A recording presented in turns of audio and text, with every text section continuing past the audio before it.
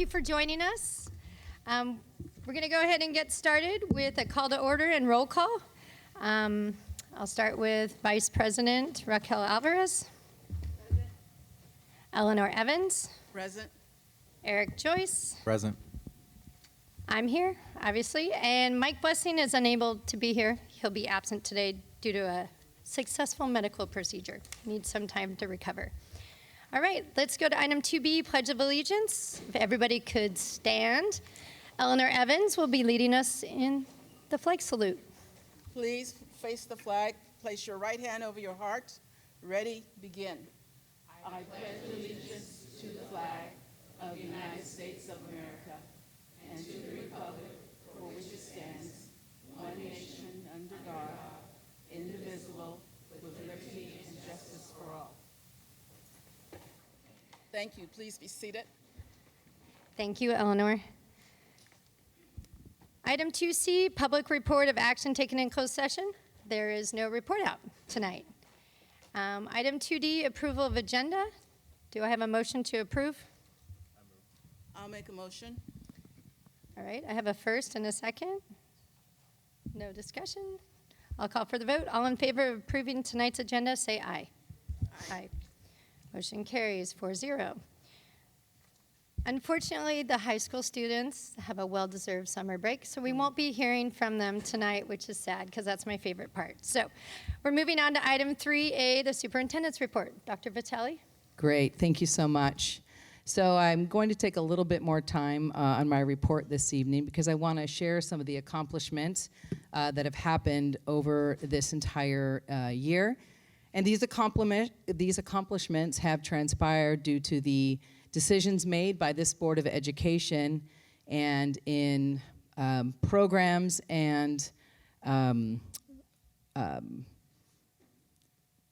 led by this cabinet team. So programs and projects led specifically by this cabinet team, and participation from staff members that not only were doing their jobs, but participated on our committees and our task forces and our projects and other things to lead to these successes.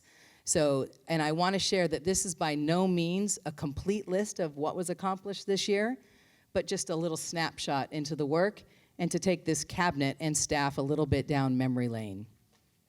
So at the beginning of the year, we established free accessible COVID-19 testing at 7 sites, 5 days a week for students, staff, and community.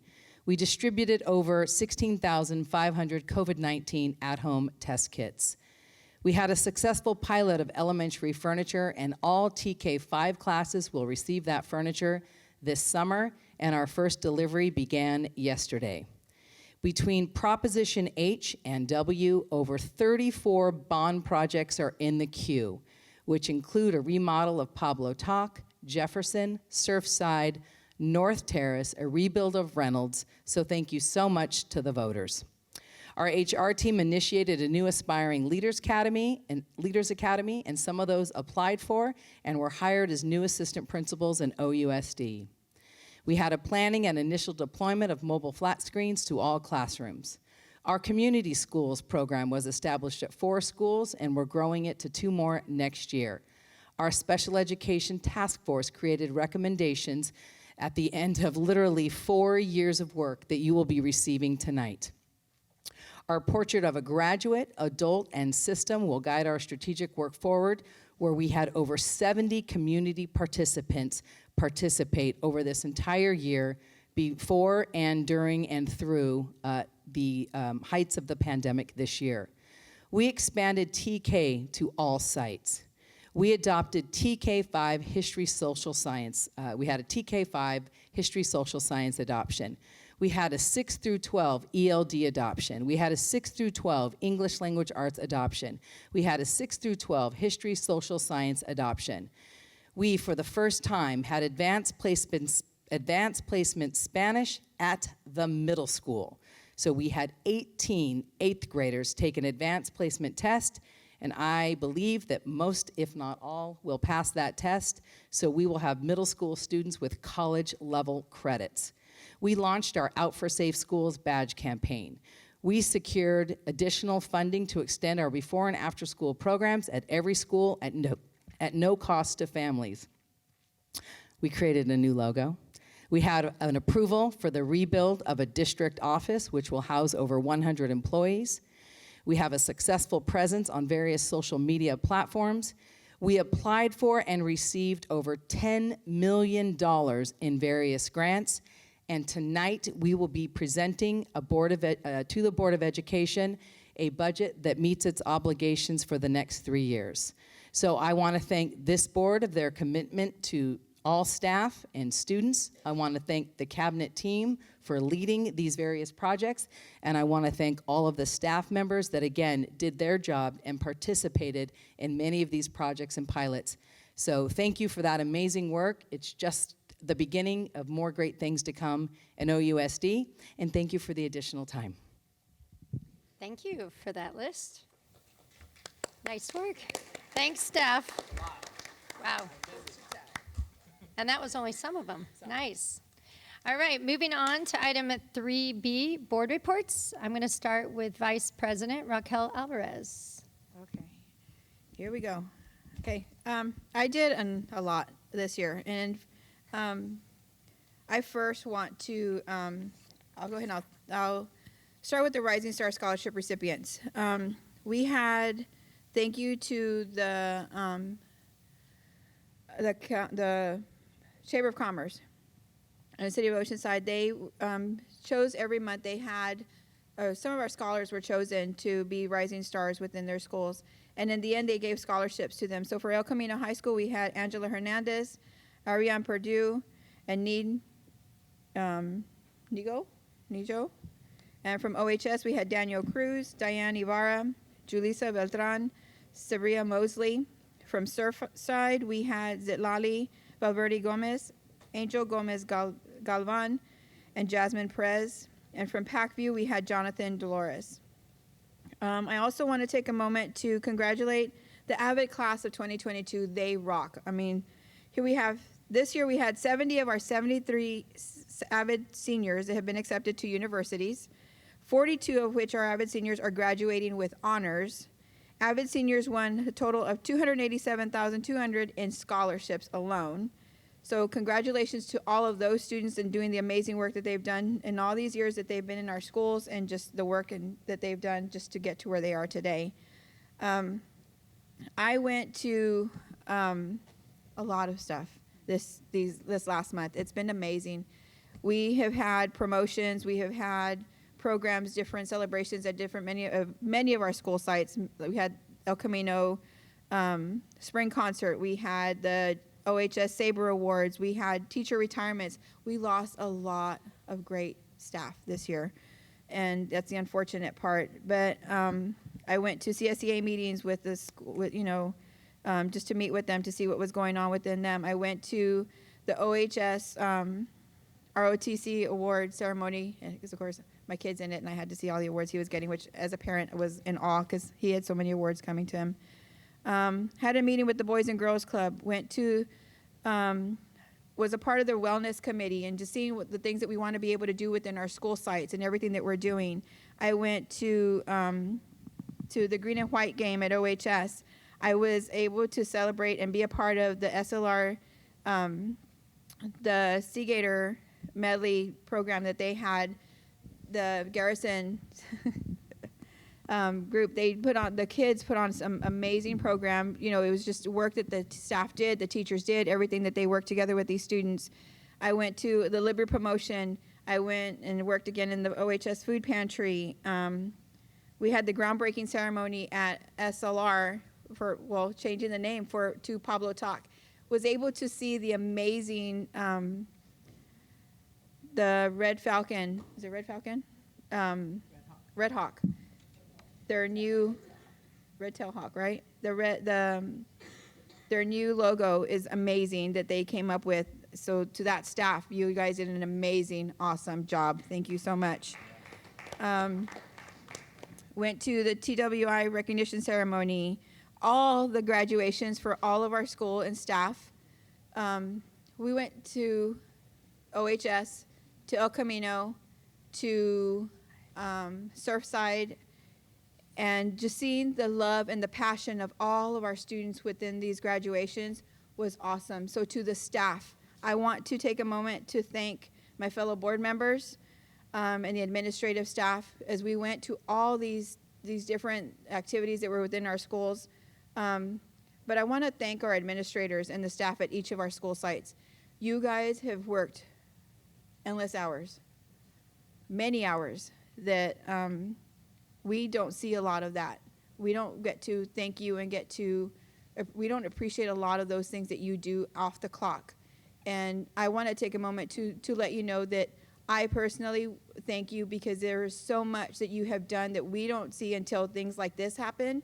And we get to see all the final work of everything that you've done, of all your endless hours, the tutoring that you do after school, before school, the working with the students that are just need that little bit of extra help, to sit there with that student that just needs a little bit more love and compassion to get them to school that next day. All these things mean something to our community. So I want to thank you all, because we're about all means all. We're about every student in this community. We're about every student that's here. And we want to make sure that they have the best that they could possibly get. And there is no way that that could happen unless you are all here doing it together. So I thank each and every one of you that are here at these tables.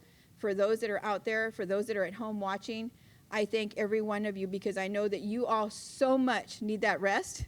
And so many of you are not taking it because you're still here for our students now during, summer school, and are still working through to get ready for even next year what we're going to be doing, and the amazing programs that we're going to be offering, and the different things that we're going to be doing within this school year. So thank you, thank you, thank you. There's nothing more that I can say other than it has been an amazing, tiring, exhausting year for each and every one of us. And we have learned so much from each other. We have grown so much together as a staff, as a community. So thank you again to everyone out there. Thank you, Raquel, for that great report. I'm going to move on to Eleanor Evans. I think Raquel says it all. She did say a lot. That was fabulous. I'd like to congratulate all of the high school graduates. I do want to point out that Surfside Education Academy, Surfside High School, has had the largest graduating class in its history. So congratulations to all those good folks. So cool. Amazing. I too met with the Boys and Girls Club. That's one of our partners, and they provide our after-school program and holiday academic programs for our Oceanside scholars.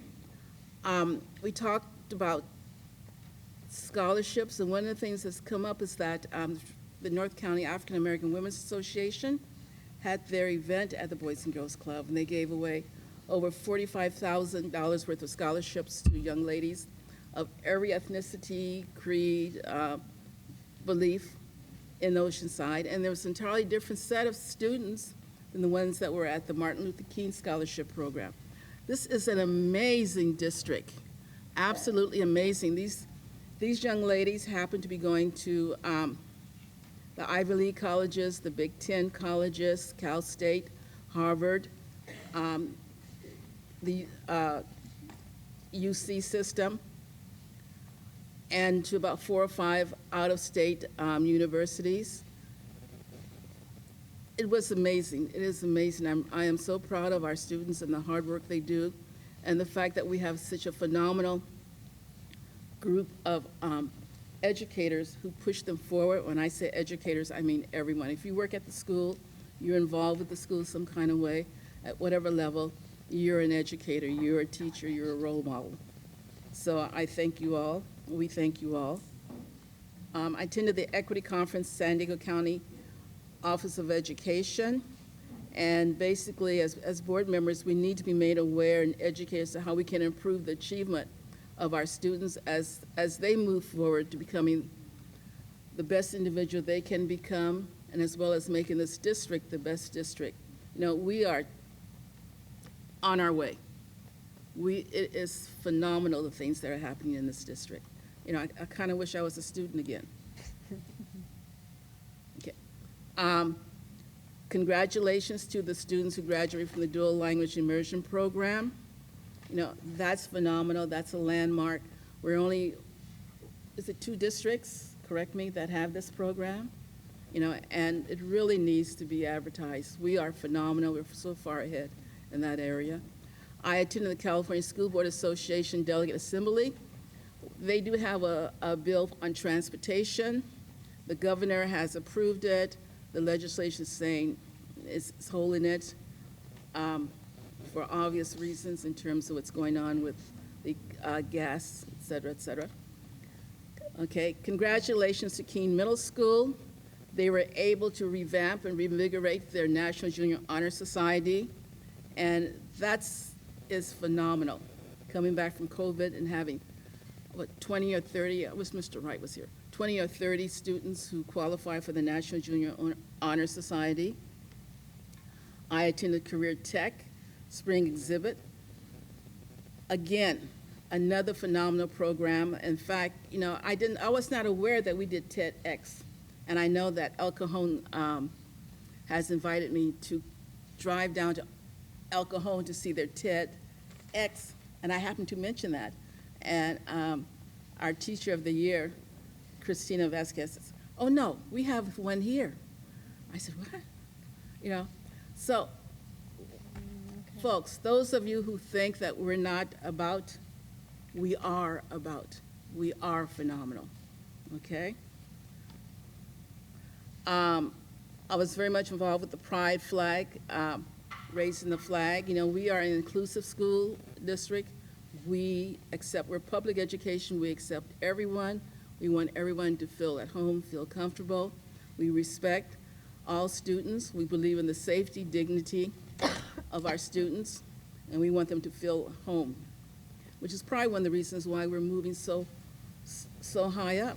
You know, students finally are feeling like they're appreciated. You know, nothing succeeds like success. Simple as that. Nothing succeeds like success. The Ethnic Studies curriculum training and Ethnic Studies community events, again, that's another phenomenal. We're so far ahead of the state. We're still seeking information. We're still doing research in terms of making sure that all groups are represented within the Oceanside community. Okay, I'm currently involved with a national conference, the National Coalition on Education Equity, which is part of the California Association of African American Superintendents and Administrators. And we will be asking folks from Oceanside whether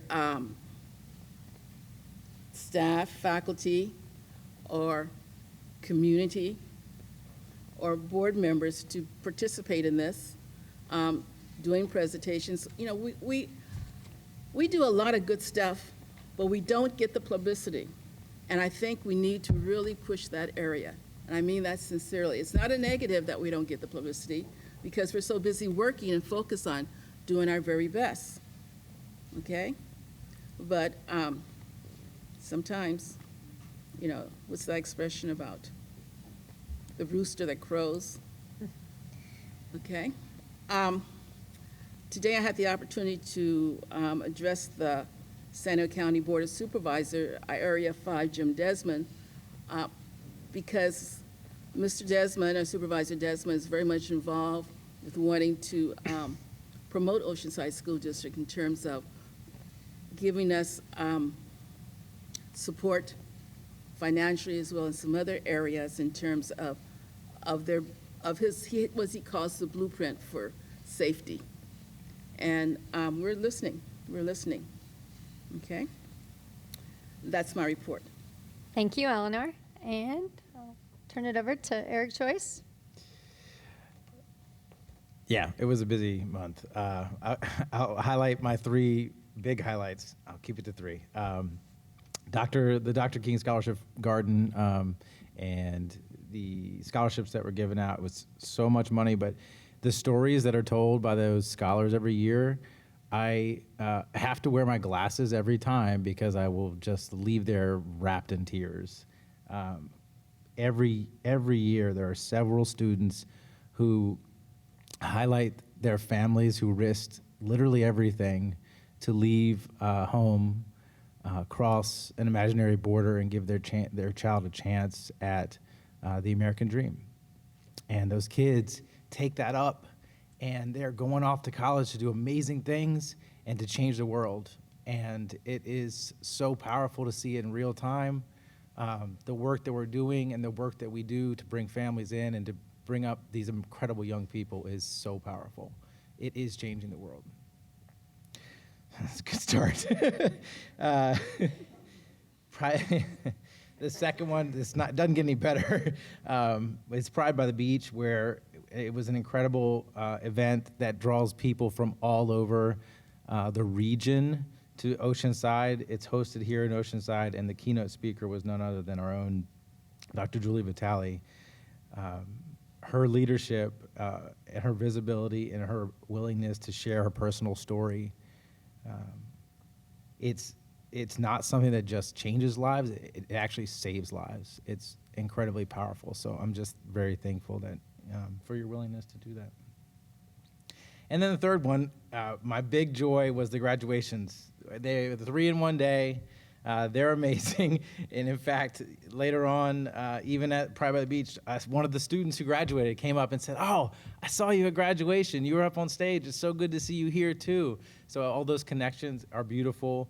It is the most joyous day. And I know that it's not a joy for every single student, but for the kids and families that are there, the relief of a tough run of years is very special. And the OHS salutatorian, I have to highlight, she had her moment to shine, her moment to say, look at all these awesome things I did, and instead she gave it up to throw down the gauntlet to us to say, hey, we need to take seriously gun violence against our children. And she spent all of her time talking about how we can do better and how we have to do better. And so her powerful example is what I will leave with. Thank you. Thanks, Eric. Well, mine will be much shorter. They said a lot of what I've already done. The graduations were amazing. I did 4 in one day, sorry. Raquel beat me with 5. But one of the graduations that always brings a tear to my eyes is our adult transition program. And they were amazing. Anyways, you get to hear from the families and the other students, and it's very personable, and it's a tearjerker for sure. But that was really cool to see that again this year. And anyways, yeah, I'm going to let that go because you guys said everything already. So we're going to move on to our labor partners, item 3C. Oceanside Teachers Association President. It's a no.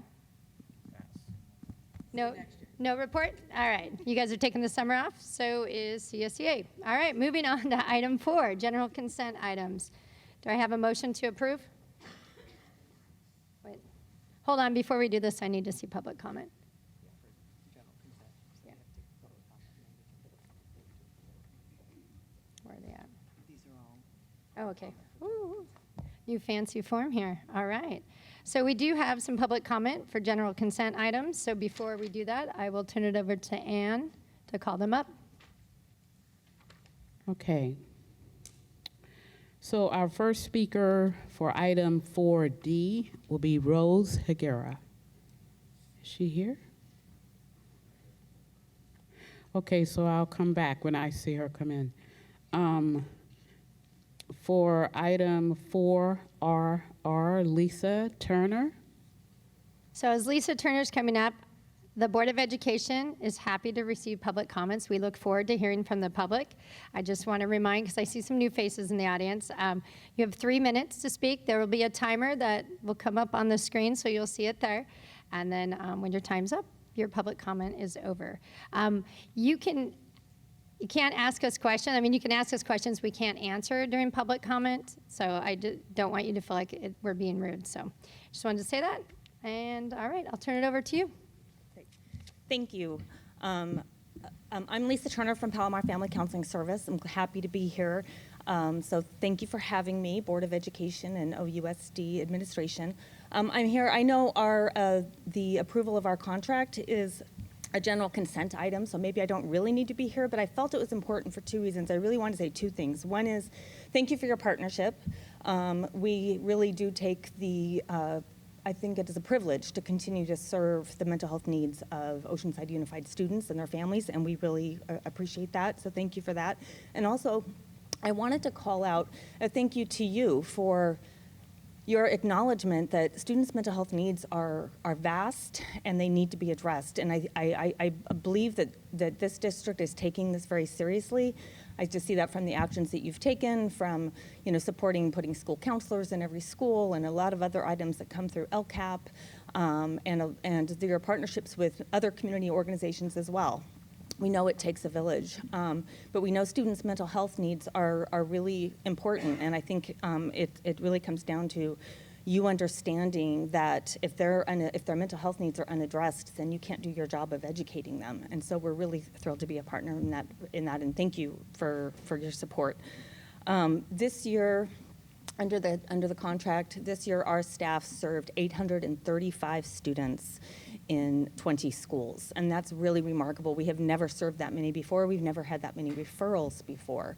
So I think that just kind of speaks to some of the things that we saw this year, which was increased, higher need of mental health needs, certainly greater referrals. We saw greater family involvement, which is great. And we also had really greater collaboration. I mean, I think we've long been good collaborators, but the last couple years, it's just been really amazing, the extra efforts that have been put forth by the school counselors, by school administrators, by teachers. Just the care coordination for students has really been tremendous. So we're happy for that. And we're also pleased to report that we were able to obtain a small amount of funds. It's not a lot of money, but it's a little bit to help support students' needs in the summer. So for students who don't get their needs met in the summer, we have a scholarship fund. So all of our counselors have identified students on their caseloads that were really high risk, that they're concerned about not getting service in the summer, as well as trying to address the needs of some of the students who were referred late in the year and could not be seen just due to capacity and into the school year. So with that, I just wanted to say thank you again for your continued partnership. Thank you for the public comment. Next speaker, Katie Taylor on item 4LL.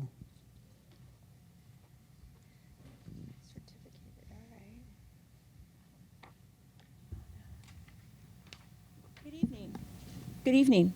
Walking in here today, I presume the school board wants their safety protected, because I saw 2 police officers and 2 police cars out front. Regarding Superintendent Vitelli, I would like to express my deep disapproval of her performance. I'm holding a letter posted on the Oceanside Unified School District website on the horrific shooting at Robb Elementary School in Texas, in Uvalde, Texas, referring to Oceanside. Excuse me, are you speaking on item LL? That's what they told me to speak on. Okay. Okay? All schools have full-time counselors and mental health professionals available for students. Please don't hesitate to reach out for support. Well, I'm telling you, so far as I know, these resources can't stop an active shooter. There is no information on school campus safety at our elementary and junior high schools. Next item that's in the report in her letter. Please know safety is a top priority at OUSD. Our schools are required to practice lockdown training throughout the year. We have an updated and approved crisis response plan. This is key. 2 of our high schools have participated in Diamond Safety Training, which is the most up-to-date crisis training provided by the San Diego County Office of Education. So 2 high schools have resource officers, in other words, security. Where does that leave the junior high and elementary schools? The school shooting in Texas was at an elementary school. I guess in Oceanside, they're just out of luck on on-site security. 2 days later, I was appalled to attend the CTE showcase, Career Technology and Education, El Corazon Senior Center. Remember, just 2 days after the massacre in Texas, there was no police security on site. When I was present, there was a large crowd of parents and students, and not one police officer. You have 2 out here, there was not one there. Bottom line, under Superintendent Vitelli, there's no real-time security for students, but if you need grief counseling, just go to the website. Vitelli, over this failure, this school board, I know they're too weak, you should resign or be fired. Plenty of money to raise the bloated salary of Superintendent Vitelli and teachers, but not enough to protect our kids. All right, thank you for that comment. I'm just going to do a reminder. When you pick items to speak about, you need to speak about those topics, or you can do the public comment at the end on any topic. So I just, friendly reminder.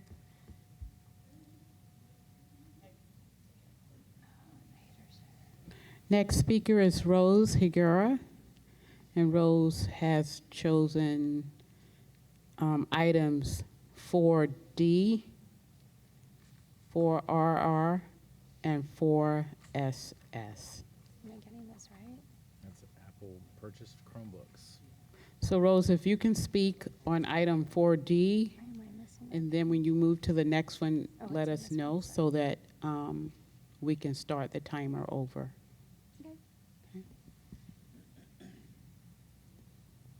Okay, so regarding 4D, I'm just curious as to why we're trying to spend money on Chromebooks and iPads when we just got out of 2 years of COVID, where just about every child in the district in the United States got a brand new electronic device. So I'm seeing like complete irresponsibility with funds that should be going towards teachers and our kids' learning and not like all of these electronics. So I'm just kind of curious as to why we're spending tons and tons of money on Apple products, Chromebooks, iPads. Where is the accountability?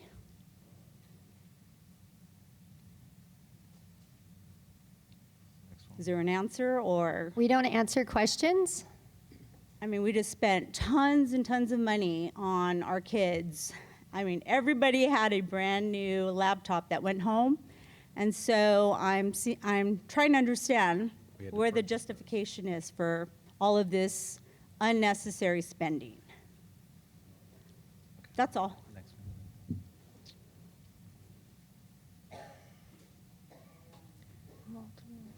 one. 4RR. Palmer Family Counseling. Yeah, so reading in the agenda, I'm reading about counseling services with Palomar Family Counseling Services. I thought we were in the business of education. You guys are not psychiatrists or psychologists, and I don't think you have any business referring children to counseling on site. That is something that the parents have the right, and I'm just really like flabbergasted as to why we're introducing counseling into the school system. I don't know how many thousands of dollars you guys are spending for Palomar counseling services, but I don't think that you have a right to get into kids' social, emotional, psyche, mental issues. You guys need to stick to education. That's what our tax dollars are paying all of you guys for. So I think this is a very dangerous area that you guys are trying to get into, but I know that you guys are going to approve, because that's what you guys do. Whether it's detrimental to families and children, you guys are going to go ahead and approve it. So I'm here to stand up for families and say that you don't have any business veering into the family counseling services for our children. That's all. Item 4SS. Again, this is another agreement that you guys have made for counseling services with Wellness Together Incorporated. Again, why? I mean, parents, moms and dads, families, they're the ones that should decide whether or not their children go to counseling. They're the ones that can find a counselor that shares their values and their beliefs. You guys don't have any business counseling our kids. That's a very dangerous thing to do, and I'm sure a lot of families feel the same way as I do. Stick to education. That's all. Mm-hmm. Is that our last public comment, Ann? Okay. All right. I'll entertain a motion to approve. I'll second. I have a first. I have a. You the first? No, I wasn't, but I'll make a motion to approve. Eleanor seconded. I'm sorry, I'm all wake up, guys. Anyways, I'll call for the vote. All in favor of improving general consent items, say aye. Aye. Aye. Motion carries 4-0. Moving on to item 5, which is a presentation. I'm so looking forward to this. So I'll turn it over to district staff for the Special Education Task Force update.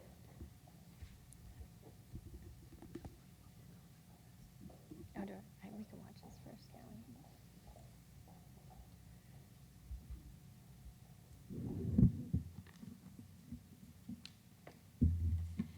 Good evening, Board of Education, Dr. Vitale, and community. Together with Ms. Cherie Benet, Coordinator of Special Education, who is standing in for our Director of Special Education, we will be updating you on the work of our Special Education Task Force. Tonight, we will review the framework we used to guide our work, which was provided to us by Dr. Brooks from the SIP grant, which OUSD received. The history of the work around special education over the past 4 years is complex. We have examined this to create findings from our task force. We have outlined some recommendations and a plan to move forward for your consideration. Ms. Benet. The Supporting Inclusive Practices, or SIP Blueprint for Inclusion, has 5 parts that work together to foster greater collaboration in special education with the goal of having more students with IEP successfully included in all aspects of school. This process is rooted in a continuous improvement model. The first step in the SIP model is envisioning. Key to this step is leadership, vision, and two-way communication. In 2019, Dr. Vitale launched a listening tour across the district to better understand the challenges and opportunities facing special education in our district. There was a survey to educational partners with over 325 responses and over 30 face-to-face meetings across the district. Next slide, please. Next slide, please. The 2019 Envisioning Project identified key areas impacting the work in special education. These findings included the need for professional learning, recruiting, retaining, and placing paraeducators and special educators in a timely manner, and ensuring that students could access the core curriculum. In addition, there was a need for additional professional learning. The work would have continued into 2020, but the COVID-19 pandemic caused the work to be put on hold. Next slide, please. In the fall of 2021 and the school year 2022, the Special Education Task Force was started. The team initially met 7 times with 2 informal meetings later in the spring. The goal of the task force was to see if the findings from 2019 had changed or adjusted in light of the global pandemic. Next slide, please. The group worked on a logic model and identified a vision, mission, and identified key actions to address the areas of need. This followed the first 2 steps in the SIP framework. Next slide, please. The educational partners included in the task force brought many different perspectives to the work. The task force included more than 40 individuals from Oceanside, including parents, statewide experts, and neighboring district representatives. Next slide, please. As we did this work, the task force kept in mind the importance of students who are served by our district. We know that all of our students are general education students first, and that some students are entitled to special services because of their specialized needs. Across the state and the nation, an increase in students being identified for special education services has increased. In Oceanside Unified School District, the percentage of students with disabilities has also increased to 16.2% in 2020-2021 school year, from 14.8% in the 2019-2020 school year. Next slide, please. The task force was also thought about the professionals who serve students with IEPs. As our work is driven by the dedicated educators and service providers, it was important to keep in mind all employees who serve students with disabilities. These employees include classified, certificated, and administrative personnel. Next slide, please. The task force came together to establish a vision. This vision is to ensure that all students receive the education they need to maximize their potential and have choices for a positive post-high school experience in their personal and professional college and career lives. Next slide, please. We also had a mission.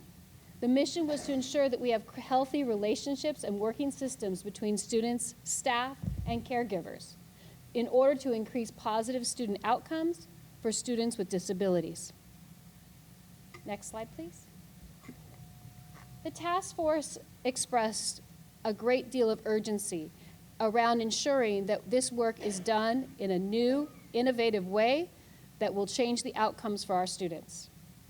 The task force had identified creating an action plan for behavior, academic, and social emotional supports, to be able to support the adults who educate and those that care for students with disabilities and special needs, increase the number of students with IEPs who are fully included in the general education setting with an educational benefit, and ensure that all students have plans for their lives after graduation. Next slide, please. The task force made it clear that it was important that we address the findings from 2019 in the work we did this year. It was a priority to see how things had changed over time. Each finding from 2019 was reviewed and findings were identified. Then an investment in addressing the concern was brought forward as a recommendation for your consideration as the board. The first finding was around access to the curriculum. In order to address this finding, the investment will be directed at professional learning time for paraeducators, paid training in conflict resolution and behavior management, and in transition plans. We also identified the importance of ensuring that our student success plan is clear to all of our teachers and educators, and that there is a comprehensive procedural manual available so that we can ensure a uniform and informed process. Next slide, please. The next finding was around how to enhance our human resources procedures. This included recruitment, placement, and retention of our employees serving our students with IEPs. The Human Resources Department has worked exceedingly hard to change the recruitment process, and in fact has run 15 recruitments for paraeducators this year, allowing us to continuously find the highest quality employees to provide one-on-one and group supports to our students with special needs. We've also worked with colleges and universities to identify highly qualified staff to serve our students. Next slide, please. The next slide really was around time to collaborate between general educators, paraeducators, caregivers, and special education staff. We know that systemic collaboration time will allow for us to understand the needs of each of our students and provide supports to our educators in order to meet those needs. We know that what we want for our students is a direct result of the work of the adults in the system. So the investment that we are proposing for the 2022 through 2026 is dedicated, paid time for meetings and collaboration between caregivers and educators before the initial IEP, at the start of the school year, and at the midpoint during the school year, to allow to build relationships that will be outside of the IEP meeting and foster a collaborative approach. In addition to that, time to collaborate with our educational professionals will again happen before the initial IEP, at the start of the school year, and then mid-year, February through March. Additionally, this year we have offered 2 hours of paid professional learning for all paraeducators who choose to use that time to build their skills as they work with our students. Next slide, please. The support provided by our paraeducators is essential to the success of our students. Oftentimes, new hires are unclear on the best practices for supporting students. Therefore, the task force identified a need for training of paraprofessionals prior to starting with students and annual opportunities to refine their skills. This work takes the form of opportunities for face-to-face support, for training in CPI, and 14 hours annually of on-demand training. Next slide, please. These are the areas that we are looking at and proposing for training prior to starting work and then annually thereafter. It includes intro to autism, modeling, reinforcement, visual supports, prompting, and antecedent-based interventions. Next slide, please. We also know that the number of students who are assigned to each staff member is important. Additionally, the caseload and workload each educator has can differ. The caseloads for our staff are part of negotiations. Over the past years, progress has been made in caseloads. What we need to address as well is the workload experienced by our educators. To better understand this work, Dr. Wall, a leader in special education, shared the concept of number, complexity, and intensity as part of the workload discussion. The task force identified a need to better understand this and develop a tool to examine the workload. This work will be launched in the fall of 2022. Next slide, please. So in investing in special education, it was loud and clear to our task force and the mandate from the Board of Education and our superintendent, Dr. Vitale, that investing in special education is important for the well-being of all of our students in our community. So we have identified grant and targeted funds to support an increase in moderate to severe classrooms at the start of the school year to allow for a timely placement of students who need more intense services. This will be one classroom at elementary, one classroom at middle, and a C's classroom at the high school.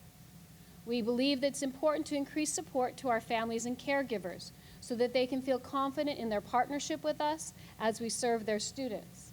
There will be a caregiver consultant who will continue to build a parent ambassador program that we heard about as part of the task force, work with our task provider, and provide support to families as they may have questions that might be outside of the questions they may be willing or need to ask. We also believe that our general educators have asked for side-by-side and real-time coaching in the areas of behavior and in the area of modifications and accommodations. So we have identified specific coaching opportunities to support our general educators. All of this is around paid release time or paid time after the time, depending on what each teacher feels is in the best need of their students. And we will also make sure that we have that paid release time that we talked about before. The 14 hours annually for all of our educators, that again is paid time for them. Rostering of all students, including those classified as moderate to severe within general education while maintaining the contracted class sizes. We will be piloting this with several schools, including schools such as that have already been doing a lot of this work, as other principals were on the task force have also volunteered to be part of this pilot work. We also felt that it was really important that we start small, really learn from what we've done, and build on success. Nothing succeeds like success. Next slide, please. So this investment turns into a classified staff increase of 6 paraprofessionals, certificated staff, 6 coaches and coordinators, not 6 of each, 6 together. Professional learning around the paraprofessional, CPI, PBIS, our SST, MTSS, and the science of reading. We also want to make sure that we remember that we are talking about our paid release time that will continue to support the collaboration between our caregivers, our special educators, and our general educators. This investment will be a step in the right direction to really address those needs that students are having based on some of the challenges that they've experienced over the past 2 to 3 years, and will help them to have that successful lifelong career in their social professional lives. Thank you. Oh, the next steps that we really want to talk about is that we will publish our work in a document that will be able to be reviewed. We will establish benchmarks for success and targeted outcomes. We will strengthen the special education department chair's work, which is part of our partnership with our teachers organization. We will calendar 4 task force meetings a year to hold us accountable to what they've challenged us to do with your recommendation, and also to make sure that we're monitoring so that we know in a timely manner if something is not working, we can change course to ensure that our investment is well spent and targeted towards student learning. And of course, continuously getting the feedback from our staff, our caregivers, our Board of Education, and our superintendent. Thank you very much. Thank you. Thank you for that presentation. I believe we have public comment on this item. Veronica Garcia.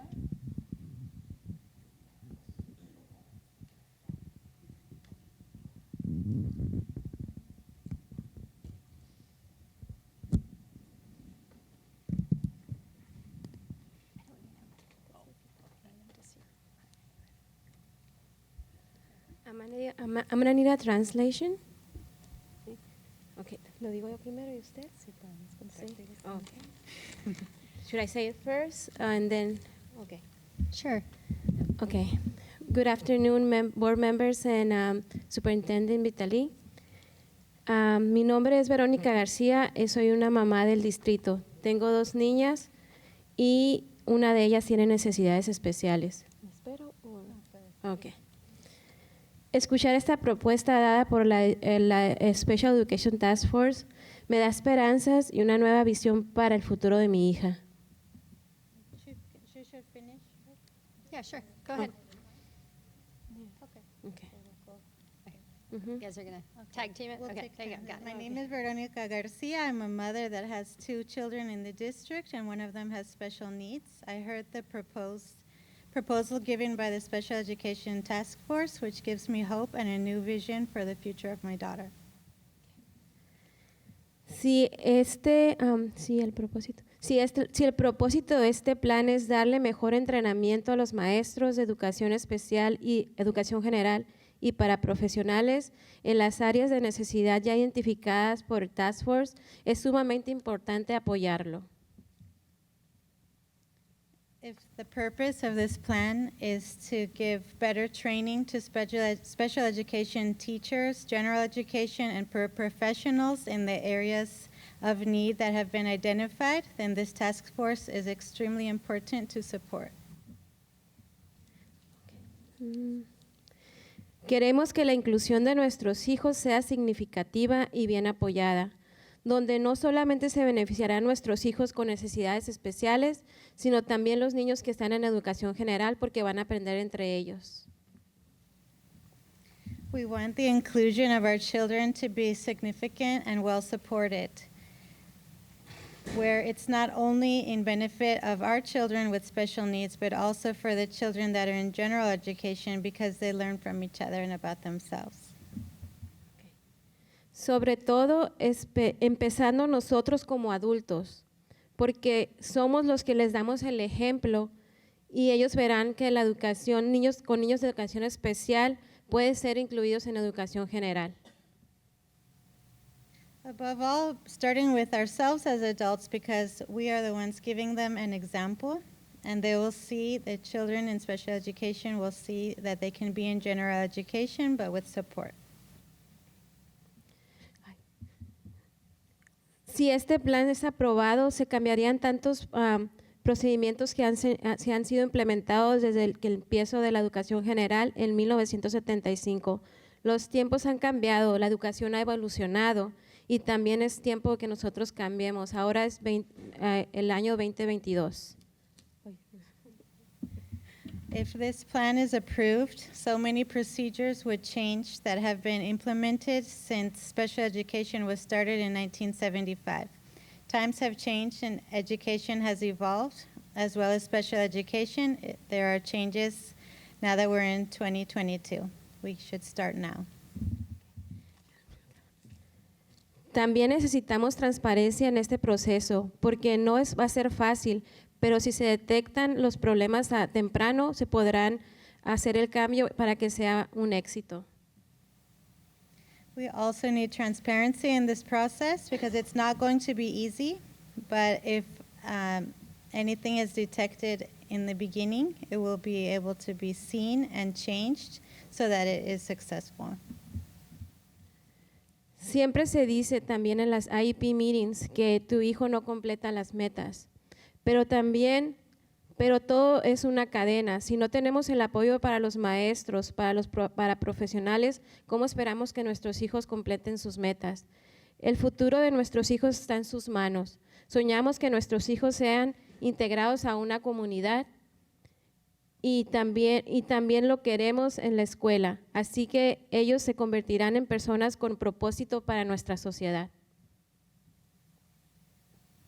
It's always said in IEP meetings that your child has not completed their goals, but this is all a chain because we don't have the support for the teachers and for the professionals that we hope that our children would achieve.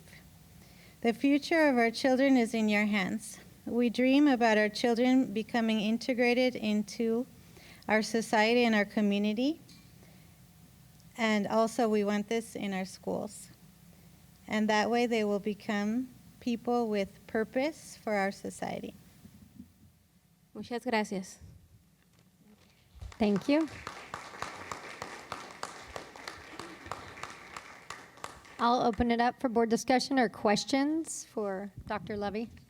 I have a question. Okay. I have a question regarding the military involvement.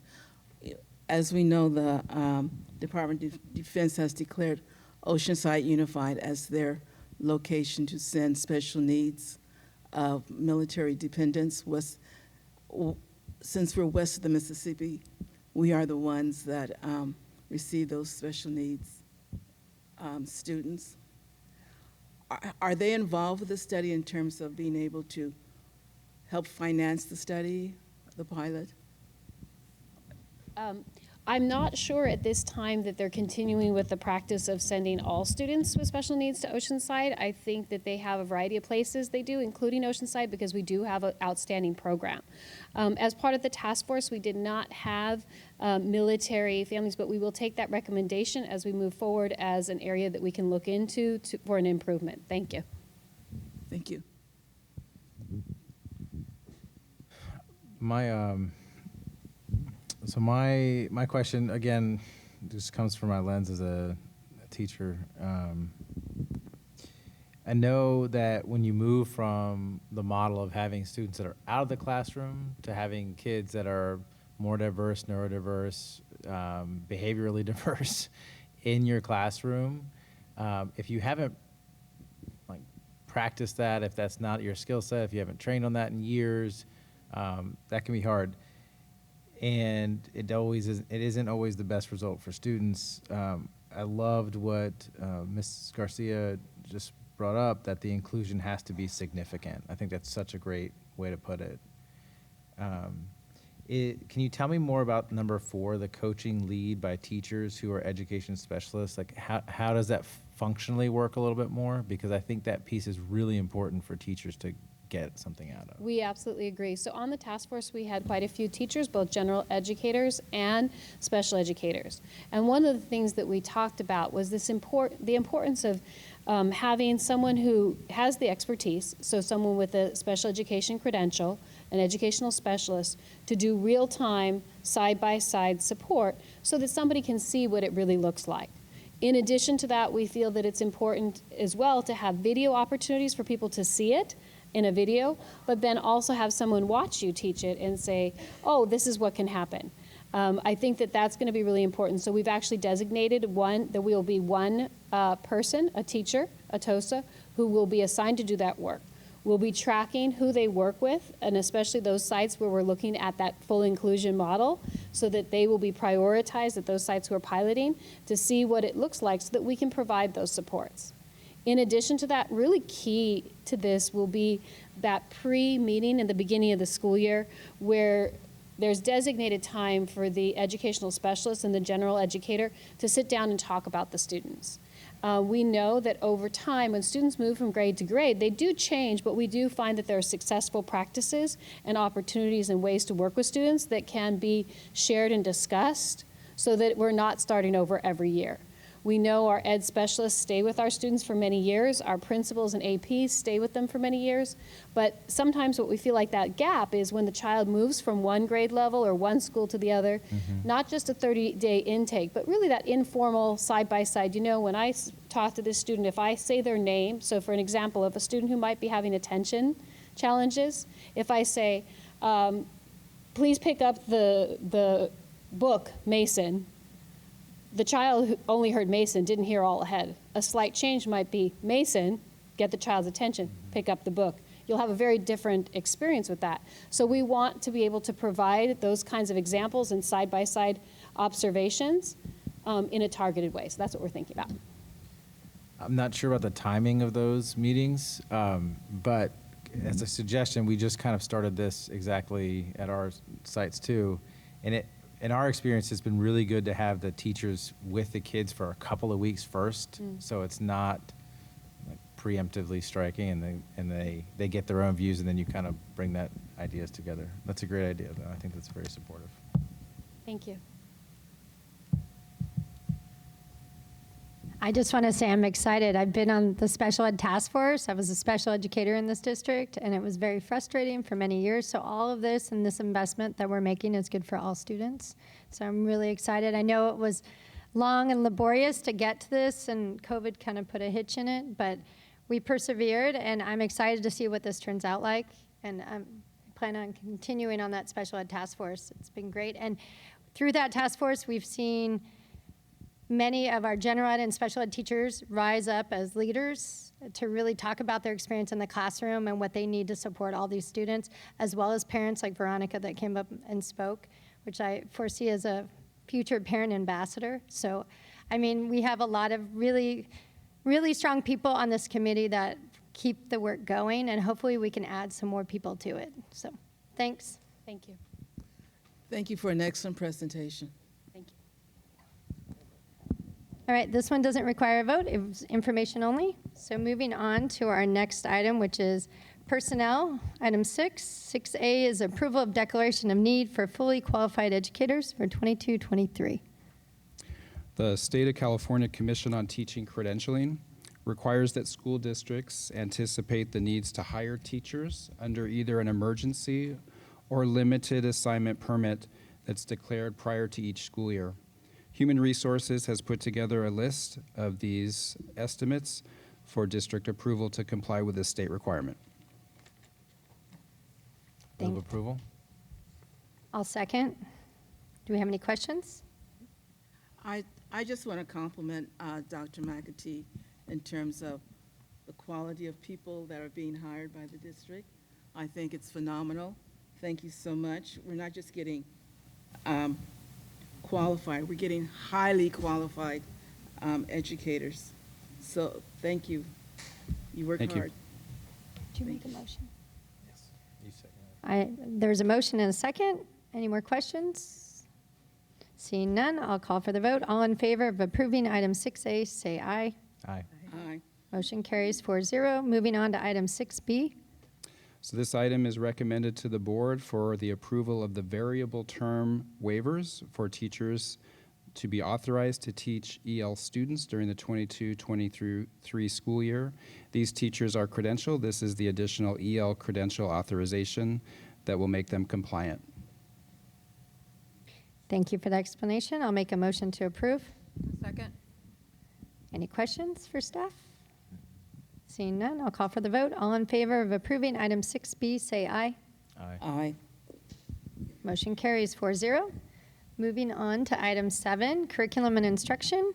Item 7A is a public hearing, which I'm going to open at 7:05 p.m. And this is on the local control and accountability plan. Do we have any speakers? All right. Seeing none, I will close the public comment at 7:05 p.m. Moving on to item 7B. Dr. Levy will be going over the first reading and review of the 22-23 Local Control Accountability Plan. Good evening, board. Joining me today will be Mrs. Bell. She is our Director of Elementary Education.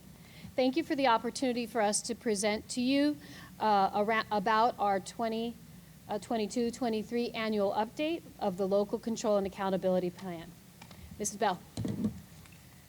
Next slide. Oh, sorry. I think we're on the right side. The LCAP committee convenes annually to review data and make recommendations for actions in the coming year. Our LCAP committee is composed of various educational partners, including board members, parents, guardians, CSEA and ODA representatives, principals, and district staff. Next slide. The current LCAP goals and actions were developed at the end of the 2021 school year and will remain the same for the 3-year duration of this LCAP cycle. Our 3 goal areas are: Goal 1, advance academic achievement so all students graduate prepared for college and career. Goal 2, create safe and positive learning environments. And Goal 3, meaningful family and community engagement. Next slide. During the 21-22 school year, educational partner surveys were administered to the students in grades K-12, staff, and families from March 14th through April 1st. The purpose of the surveys is to gain insight regarding the needs of our families, students, and staff. Family surveys were sent out digitally via central communication and site communication. Some sites elected to send home paper copies of the survey. Student surveys were adapted to ensure they were appropriate for the grade level span. There were significantly more students and staff participating in the window as compared to previous years. Key findings based on the educational partner data included a desire for a variety of elective courses, tutoring to support struggling students, release days for teachers to plan and collaborate, as well as social emotional learning supports. Currently, OUSD is offering elective courses at the secondary level, support for struggling students in social emotional learning, and support for all students. Staff were able to engage in professional learning on the 3 early release days and were able to have additional collaboration days as substitutes were available. Next slide. OUSD has long-standing relationships with community partners who serve our students. Transformational Consulting, PASS AmeriCorps, and Wellness Together primarily serve our secondary students, where Palomar Family Counseling and Care Solace can provide services for all students. Next slide, please. The following slides illustrate the goals and action items and data from the 21-22 LCAP. This information was reviewed by the LCAP committee and guided their recommendations for the 22-23 school year. Goal 1 is academic achievement. Action item 1.2 prioritized the recommendation for the addition of full-time assistant principals, counselor, and 2 intervention teachers at all elementary school sites. The additional staff provided early intervention for our youngest scholars during the 21-22 school year. Next slide. From our data collection and in looking at our caseload workload, the recommendation to reduce class size was brought forward. Staff ratios are a negotiated item and therefore not directly within the scope or authority for recommendation by the LCAP committee. However, based on past negotiations, OUSD has been able to lower class size ratios a bit over time. This table outlines the student-to-teacher ratio by grade span. Next slide. And I'm sorry, this is over a 5-year period. So we would see that the class sizes have decreased at all grade levels from the 18-19 school year. Next slide, please. We also, I'm sorry, back up one. I'm sorry, I lost place. Thank you. We also wanted to show the actual enrollment from June of 2022. So while we see the actual enrollment and the staffing ratios in all grade spans except for TK, we have had an average, median, and mode that is below the negotiated level. Next slide, please. The following table illustrates the caseload ratios for educational specialists by grade span, as well as the ratios for paraprofessionals. In 21-22, a mild mod educational specialist and a paraprofessional would support 24 students. A mod to severe educational specialist and 2 paraprofessionals would support 24 students. We know that the number of students with IEP changes throughout the school year and that our students and staff need supports as we've outlined in the task force. Our special education task force worked on this and thought about how to ensure that there is room for new students entering the program, thus the addition of the 3 additional classes for moderate to severe students and C students at the 3 different levels. Ms. Bell? Currently, additional support for acceleration of learning has been provided through the use of intervention teachers.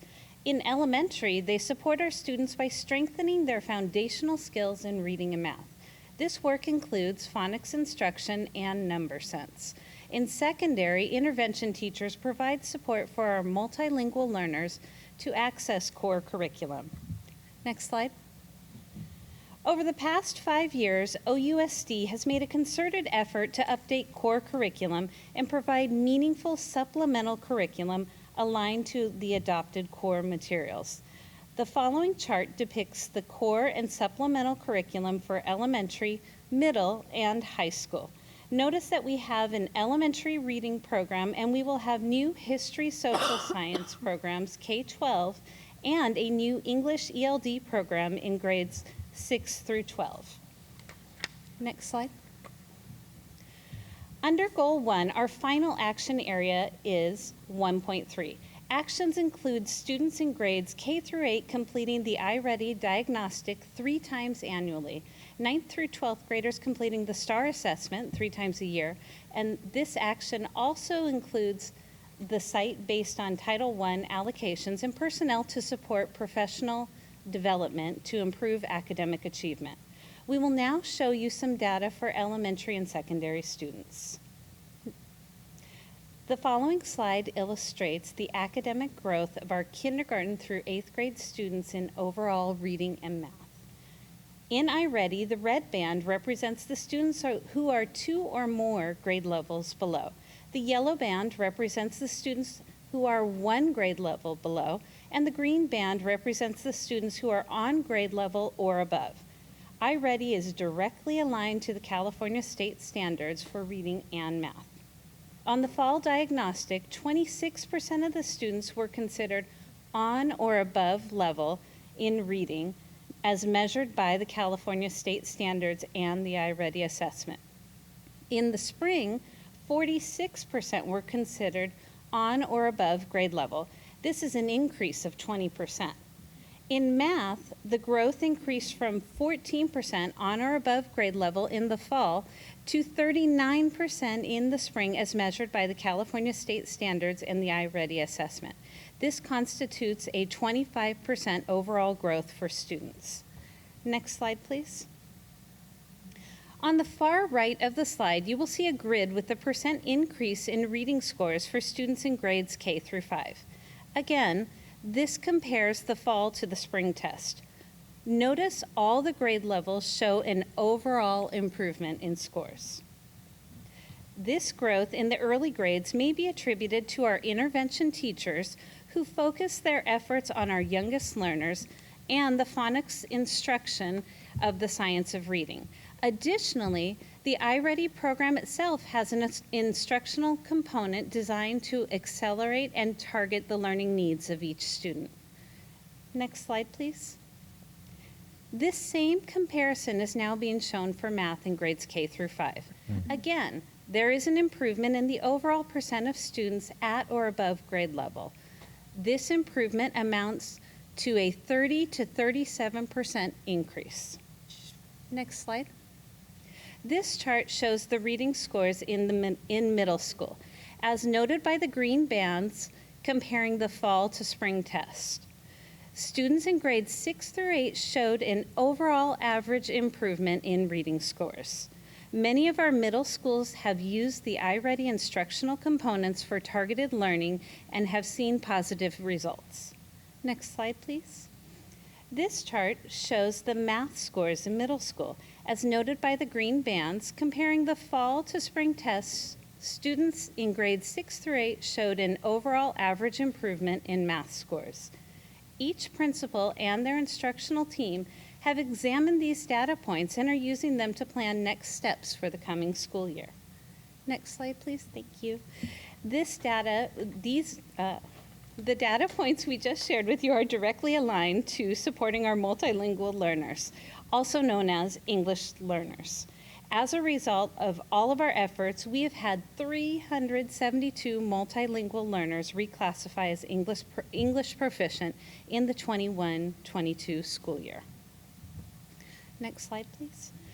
Goal 2 promotes safe learning environment for students. The actions described in Goal 2 provide for campus safety, cleanliness, staffing for social emotional learning, such as our elementary counselors, and the Diversity, Equity, and Inclusion Department.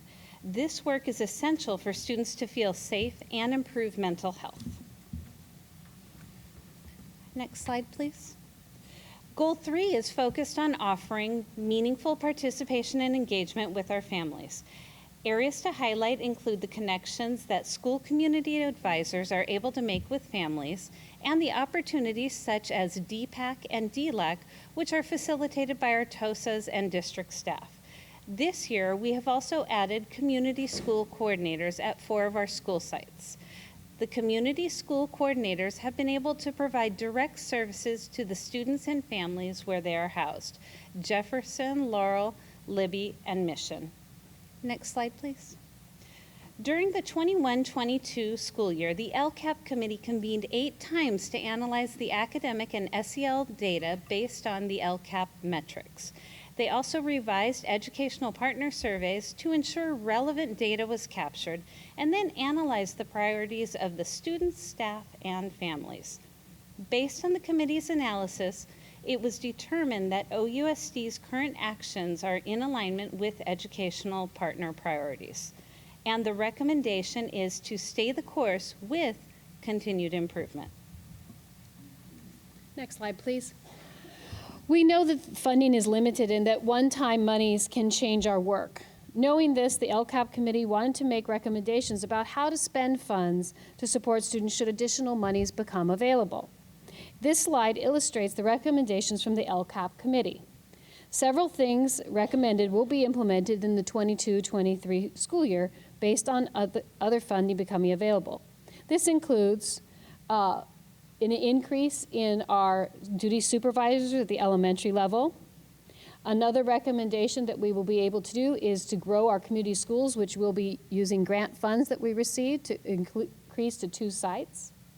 We will also be able to continue to collaborate with the Special Education Task Force, as you heard earlier this evening, to provide those resources for our students with IEPs, and also to think about the way that we can have a character development program that will be aligned and administered by our elementary counselors to ensure that their lessons are enhanced with a strong academic approach and also character development. We will also make sure that we continue to support the adults who serve our students to be able to provide the best quality education to all of our students. Next slide, please. The next set of slides is an overview of our budget in the 22-23 school year. Next slide. The total revenue projected for Ocean Unified School District is about $258 million. Of that, around $200 million is in local control funding formula. This is the base allocations that we receive for all students. In addition to that, we have $26 million in other state funds, $16 million in local funds, and around $19 million in federal funds. Of this money, we are making sure that we are addressing the needs of our high priority students, our foster youth, our English learners or multilingual learners, and low-income students. Next slide, please. The following chart depicts the LCAP expenditures, and all funding has been allocated to support the actions and services outlined in the LCAP. Next slide. This chart compares what the Oceanside Unified School District budgeted last year in the LCAP for actions and services that contribute to increasing or improving services for high-need students with what was actually spent. This funding is our supplemental and concentration funding for 21-22. The coming year, we estimate around $35 million to support increased or improved services for students who are foster youth, English learner, and low-income students. Next slide, please. We want to thank everyone for their support, for the faith that you have in our educators, and to be able to move forward with our LCAP in its second year of a 3-year cycle. Thank you. Thanks for the presentation. Do we have public comment on this? Nope. Okay. Do we have questions? Go ahead. I just have a comment. I think it's phenomenal that we can move 37%, 25% in terms of assessment, and that's remarkable, definitely. And also the report was excellent. But this kind of information just makes me stand tall and proud. Congratulations, and thank you to all the people who are involved with this, teachers, administrators. You've done a phenomenal job this year. Thank you so much for all you do. Raquel, do you know? Yeah, first of all, thank you. I know a lot of work and time went into putting this together. So I just have a couple of things that I wanted to ask about or bring up. The first one is on page 8 of the report, the supplement to annual update. There's a description of how, this is what the form is requiring us to say, a description of how the LEA used the plans to use the additional concentration grant add-on funding it received to increase the number of staff who provide direct services to students on school campuses with an enrollment of low-income English learners, foster youth that is greater than 55%. So we get about $35 million extra funding for that. I know that we have traditionally talked about things that we're doing at every school site in that space. I would like our form to be more specific about how we're serving those school sites that are identified as greater need and that have earned that funding in our second reading, I guess, of our LCAP. And if you have anything to comment, you're welcome to. Yes, so in listening to that section, what we really are looking at with the LCFF funding over the past 10 years that we've had it, school districts that fall below the 55% and so therefore only maybe have supplemental but not concentration, they need to specifically outline it for those groups. In a district, so a district that would be neighboring in, let's say, a San Diego, another district. In our district, because we're looking at our unduplicated pupil count, is around 68%, in some counts a little bit higher, almost 70, we can actually apply our supplemental and concentration grant money principally directed to all of our school sites because we do know that we have high concentrations in all of our schools.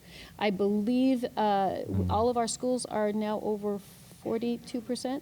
All of our schools are over 42% of students who would be identified as unduplicated. Now, we do have some schools that are around 80 or 90%, hence we've been able to achieve our community schools. Mm-hmm. So we have 6 schools that are over 80% who are identified as those students who are UPP or universal. So we can definitely look at that, but it is allowable by law to be applying it across the district in a district like our size. Yeah, I think it's more of a philosophical question. When you're talking about 40% versus 80% of a school site that is identified as of higher need, I think that, for me, that's what it's asking you to identify. So okay. If we could think about that, I don't know how you would revise it for what we've done, but I'm just kind of putting a flag in that. Thank you. We'll reflect on that.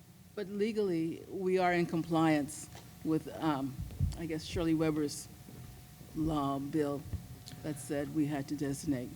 Legally, we are in compliance, and in speaking to our county office education reviewer, Ms. Spradlin, actually this last week, she said we did a very thorough job and felt that that our LCAP was quite good this year. Thank you. So the second part would be the parents, that both the parent and teacher survey identified tutoring to support struggling students as a top priority. I think you're right. I think you showed some really great progress with our elementary schools, which is fantastic. Some good progress at middle school, and we didn't see a ton of the similar progress on the high school level.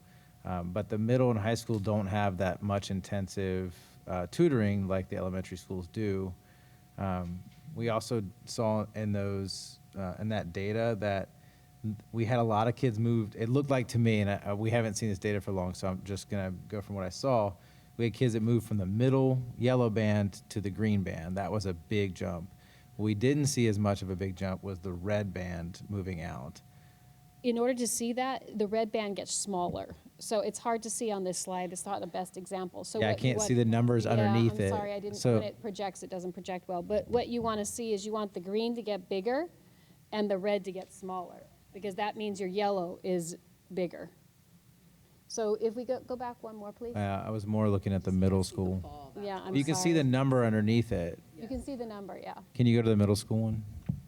It's like 2 slides from that. That's probably more clear. Yeah.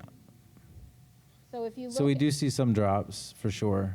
But what I'm thinking and what I'm expressing is that a bigger red band indicates that we have kids that are further behind in those areas, and that would be the kids that would benefit the most from that really intensive tutoring. So if we can bring forward options at the next meeting that include intensive tutoring, I know that comes in, something else has to go out, but it seems like there is a need with even after we reduce 50% to 41%, that's still a big number of students that are below, well below. So, and then the last part was the family engagement. Our third goal, super important. We came back from COVID this year to in-person, slowly through the year, gradually to keep everybody safe, which I think is phenomenal. I think it was well done. But we didn't see huge improvements from the year where we were completely virtual to the year that we were in person. And that concerns me and makes me think that we should be doing something different or looking at doing something different. So I would just like to hear at our next board meeting, what is our plan to actually get the engagement up at all the sites? When we look at the different sites, the engagement is very different when you talk about coming to principal chat meetings or something like that. What kind of district resources can we help our school sites to bring families onto campus, to bring families into those meetings? Because we know that the students do better when they see their parents engaged with the learning too. So that's Thank you. We will. Thank you. I just want to say thank you to that LCAP committee. I believe with Raquel also, she's also on the LCAP committee, but I've been a parent and was on this LCAP committee 6 years ago. And so it's been 6 years. So I really watched our process refine and how the stakeholders work together. So I really appreciate everybody's time doing this, to come up with this, because it's not fun. We look at a lot of data, have a lot of conversations, and then because we have a limited amount of revenue coming in, spending it as prudently as possible. So I really appreciate everybody that was on that committee. Lots of work. Thank you. I have a question.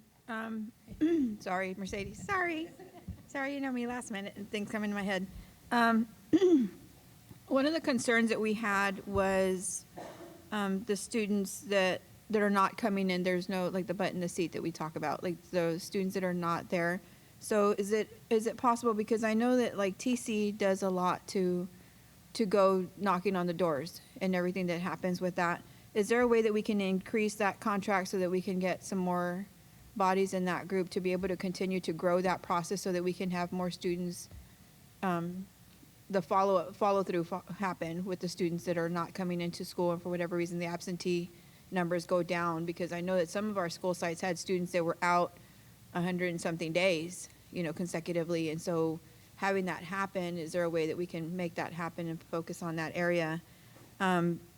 And then what is the accountability with that too, or the accountability to happen with that in the process of at each school site, to be able to make sure that those things happen and that those things are happening, so that the contact is happening with the student, and the accountability of the parent too, to make sure that the student is coming to school. So what kind of accountability do we have to the parent themselves to be able to make sure that the student is here, and if there's a need or something that needs to happen on our part to be able to give them some kind of support, then what is that and how do we help them?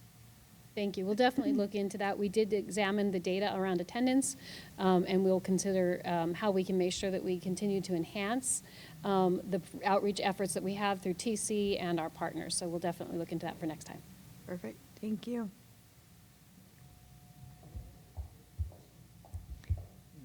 No, we only do public comment. But you can pull a public comment card and make a comment at the end. Or see us later. All right, moving on to our next item, item 7C, which is approval of the portrait of a graduate. We're going to do a staff presentation. Board members, you guys can ask questions. Then we have 5 public comments, and then we'll go from there. We're going to do a quick 5-minute break, biology break. Sorry about that, Ms. Collis. Sorry. We have 6 public comments, too. Quick, give time to get your public comment card there. Presentation, questions, then comments. That's right. My goal is to get there. Ready, friends? Ready. Do you need more space? Go ahead. All right, I'm waiting for my board colleagues. All right, there we got Eleanor. Eric, we got it. All right, we're going to go ahead and get back started. Thank you for the break. Moving on, item 7C, we have a presentation on the portrait of a graduate, and I'll turn it over to staff. Thank you. Good evening. It's me again with Ms. Teresa Collis, coordinator of CTE, and we're excited to share with you the culmination of 6 months of work on our portrait of a graduate, adult, and system. Next slide, please. The portrait work was started to ensure that OUSD's vision of education incorporates the best thinking we have about the challenges and opportunities facing our young people for a future that is unknown. We also wanted to be sure that we included a variety of educational partners in our work. And finally, we knew that in order for the portrait of a graduate to be successful, we must also develop a portrait of an adult and a system. Next slide, please. As we look at these cell phones, the first of which was created in 1983. Back then, who would have thought that in just under 40 years, this device would change everything about how we work, communicate, and live? In thinking about the next 25 years, how might things change again? And what skills, knowledge, and attitudes do we need to meet the future? Next slide, please. Here are 3 quotes about the future. The future has always been important. Abraham Lincoln said, "The best way to predict the future is to create it." And others have said that education is an investment in the future, and still others have said that it is the foundation of the future. Our portraits are OUSD's way of ensuring that our educational investments pays off in the future success of our students, staff, and community. Ms. Collis. The portraits are a North Star of our work. They are future-oriented and equitable. The heart of students is addressed through an emotionally intelligent approach to learning. The portraits were locally developed with staff, students, and community, and are unique to Oceanside. Next slide, please. The model we followed was that we would have 3 portraits that all work in tandem to support excellence in education. The 3 parts are the graduate, adult, and system portrait. Each part supports the other to ensure the entire system is aligned to work to support students. Next slide, please. To understand the future, Oceanside Unified brought together people living and working in Oceanside, including leaders from business, healthcare, service organizations, government education, elected officials, caregivers, and students. These leaders speak multiple languages and have different backgrounds, age, and life experiences.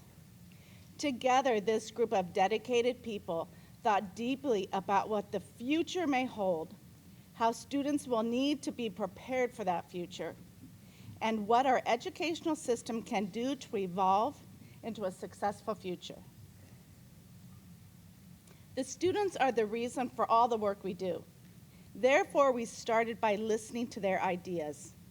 Secondary students from across the district representing multiple languages, cultures, identities, interests, and academic focus came together to learn more about the possible futures they might encounter and how to share their insights into what they wanted to learn to be ready for the future.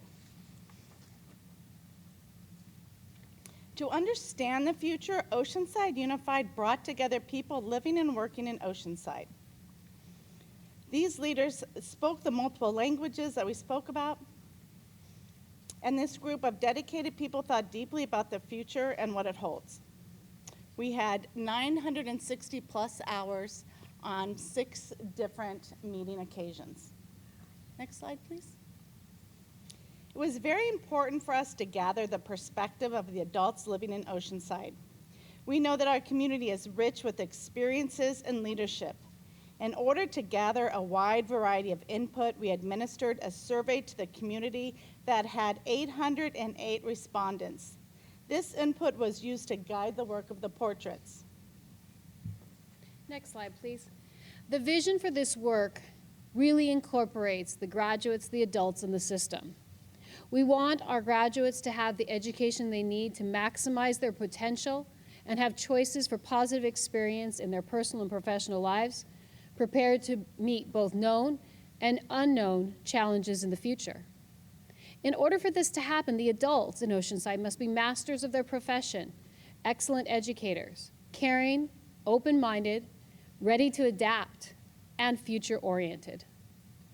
We know that to support the adults who care and support students, the system must support our employees and foster family and community partnerships, a globally connected, inclusive, and equitable environment, a future-oriented approach, and environmental sustainability.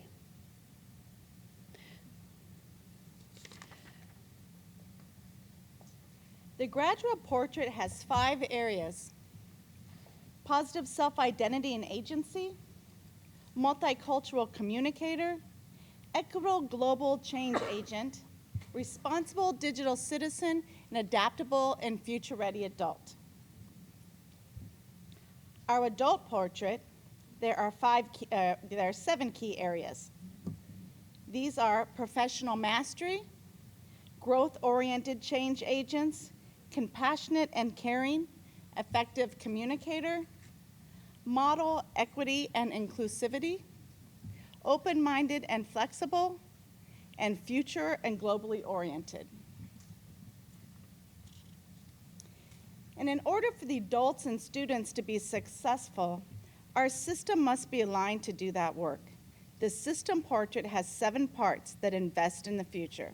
These parts are student-centered instructional vision, proactive future-oriented approach, emotionally intelligent culture, inclusive and equitable, family, community, and district partnerships, environmental sustainability, and global connectedness.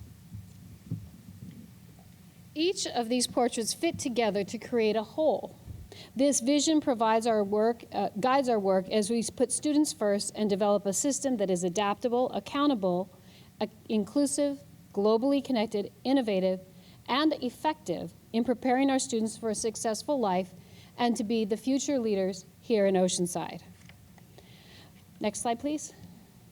The next steps that were with the Board of Education's direction, we will publish a document that outlines in greater detail each of the areas, what they mean, and how we might implement these in our work moving forward. We plan to build collaborative groups to create this plan that will be able to have a vision, realized, and set forth the work. We will work to make the portraits a reality, and we will monitor and adjust our work as we move forward. This work is essential to ensure that our students are prepared to meet a future that we know is uncertain, one that they will be facing challenges that we have not yet faced, and one that they will need to take the lead in. Thank you very much. Thank you for that presentation. Do we have any board questions? Yeah. No, if you have questions, you can ask them, and then we'll do public comment. I don't have any questions, but Then we'll save that till after public comment. you do public comments? Yeah, we'll do public comment then. All right, so we have 6 public comments. Do you want me to call them all at one time? Yes. Okay, so we have 6, and you'll come in this order. Susan Custer, Mike Richardson, Kristen Stewart, Rose Higuera, Allison Mino, and Emily Witchman. Susan Custer. Good evening. I'd like to, can you hear me? Is my coming through the mic? Okay. I'd like to start by reading from the draft, which is all I had available, of the graduate portrait. A strong globe, to be connected strong globally and feel connected with other global communities. Understand, acknowledge, appreciate, and value the diverse culture, history, local, state, national, and world, and a responsibility to take care of communities.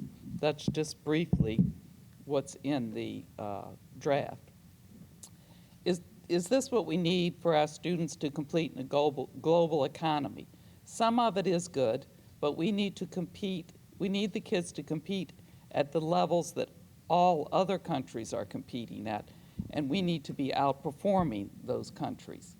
From the U.S. Education Ranking, which was updated on April 13th, 2022, the U.S. is the U.S. competitive advantage is falling behind. The 15-year-old students around the world were given a test by the Organization for Economic Cooperation and Development. The U.S. placed 11 out of 79 countries in science, but in math, it did much worse at 30 out of 79 countries.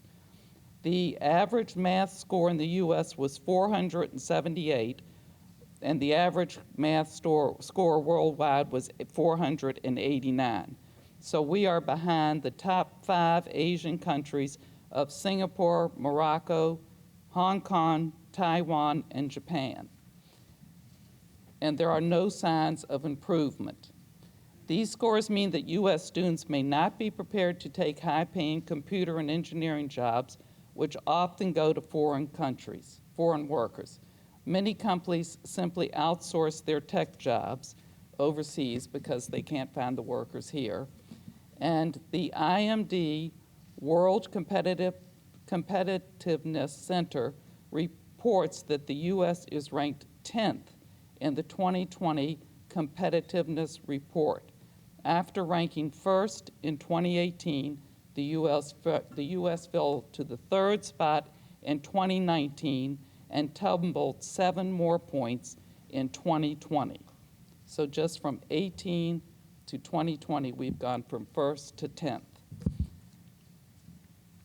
So I'd like to propose what possibly would be a portrait for our graduates, that it include that at least 80% of graduates perform at or above grade level in both math and language. Currently, only 46% of Oceanside High School. Thank you for your public comment. Your 3 minutes is up. Mike Richardson.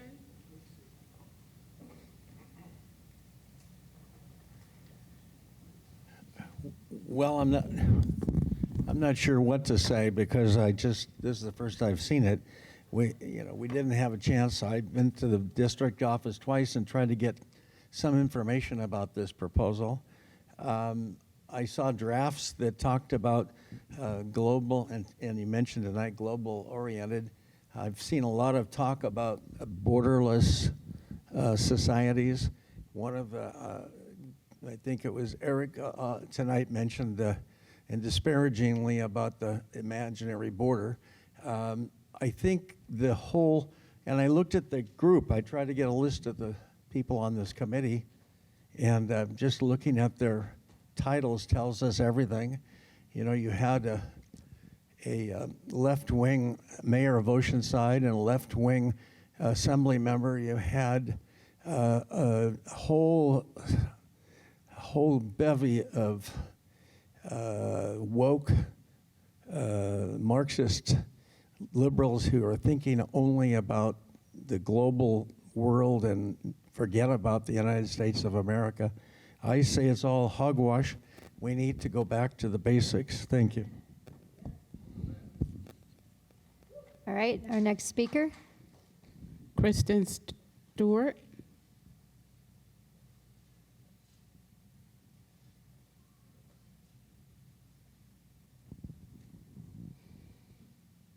Good evening. Thanks for having me. I am a resident of Oceanside. I am the mother of 2 children who went through school here. I am a retired elementary school teacher, and at this time in my life, I'm doing what I can do to give back by being a member of the Assistance League of North Coast, who does a whole lot of stuff for your kids, and we're very happy to do that. I felt like I really had a gift when I was invited to the coalition, and the gift came from hearing what we want to do for our children for the future. And I wanted to share with you that I really enjoyed going through the process with the coalition. It gave me time to think inside myself, outside the box, and to think in terms of what our kids are going to need in another 10, 20, 30, 40 years.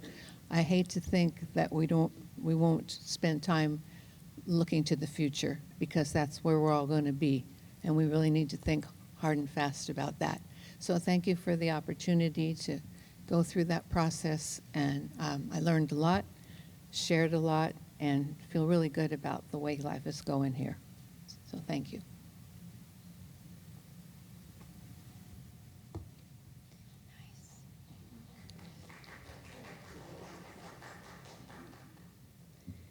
So for the portrait of a graduate, I have a friend of mine that went to Hawaii for a graduation, a high school graduation, and there were 18 valedictorians, and not one of them was able to give a speech, because we are trying to equalize everyone so that everybody is equal. There's no overachievers or underachievers. We're trying to take away critical thinking from kids.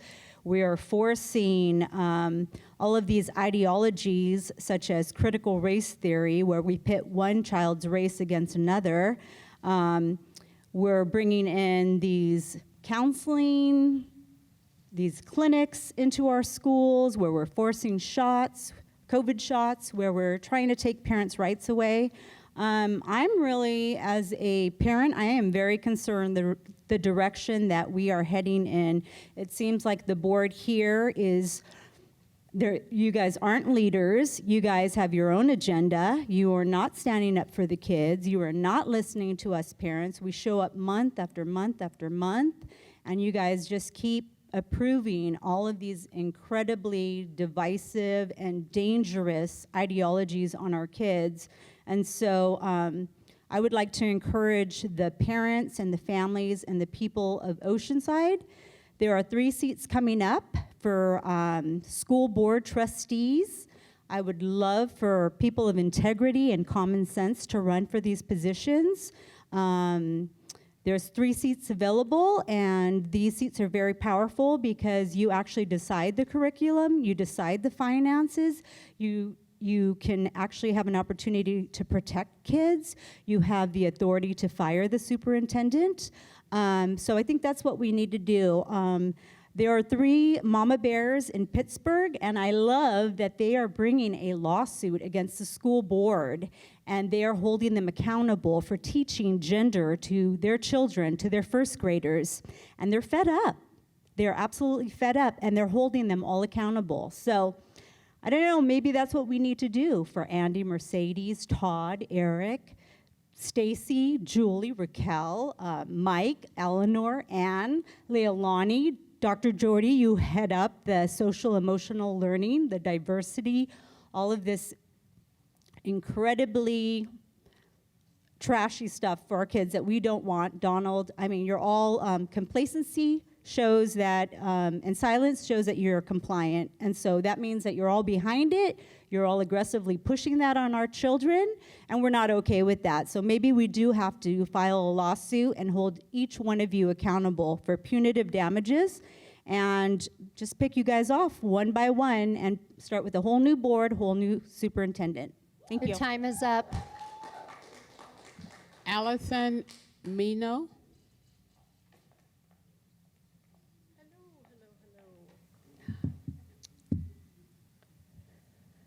Am I up yet? Or I don't see my time. There you go. Here we go. Hello, everyone. I come here as a mother of 2 young children in OUSD. I was in my little elementary bubble. I don't want to get emotional here, but I was. And in the course of, excuse me, the last 2.5 years, I've unfortunately seen how bad public schools have taken a turn. And I'll be honest, I'm scared for the future of our students and families here in our community. The changes seem to be coming very quickly with little to no community input, and all should know, after all, I should know, I get 24-hour notices for surveys, and how about allowing families to view new textbooks that came into the district and giving us less than 24-hour notice? But luckily I made it in there, and I did see, and not to my surprise, you all are trying to bring in Cell and all this other garbage, which is really very tragic. I just, about this portrait of a graduate, it's crap. It really is. It's progressive as it can get. It has no place here. I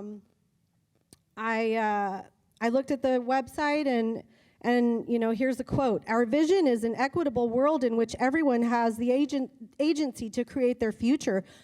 Prospect Studio specializes in strategic foresight and equity-centered design to reimagine and reinvent education." I looked at the website further and was shocked by just how progressive this consulting company is. Fiona, the founder of this company, is coming from NorCal, where their structures and ways are very politically driven. On the website, they speak of social injustice and go as far as speaking of activism in the streets for an organization that has rioted, looted, and brought violence to our country's streets. Oceanside's community is not like that. We are Southern California: chill, lax, skate, surf, ride, bikes, be with their families and friends. Our schools continue to lack greater academic education by bringing this progressive nonsense. Really, truly disappointing and sad. Come on, you guys, get with it. I know. And so just as our friend here said just before me, we're taking you all out one by one. And hey, maybe myself, Eric Joyce, I'm in your district. Thank you. All right, next speaker. Emily Wichman.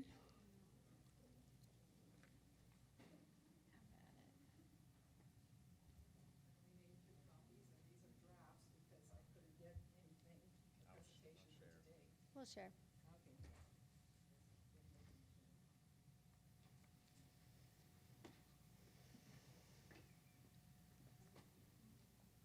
Okay, let me first identify a graduate going through this school district from the 2021 California Assessment of Student Performance and Progress in English Language and Literacy. Latino students not economically disadvantaged at Oceanside High School, only 46% of the students met or exceeded state standards for EL and literacy.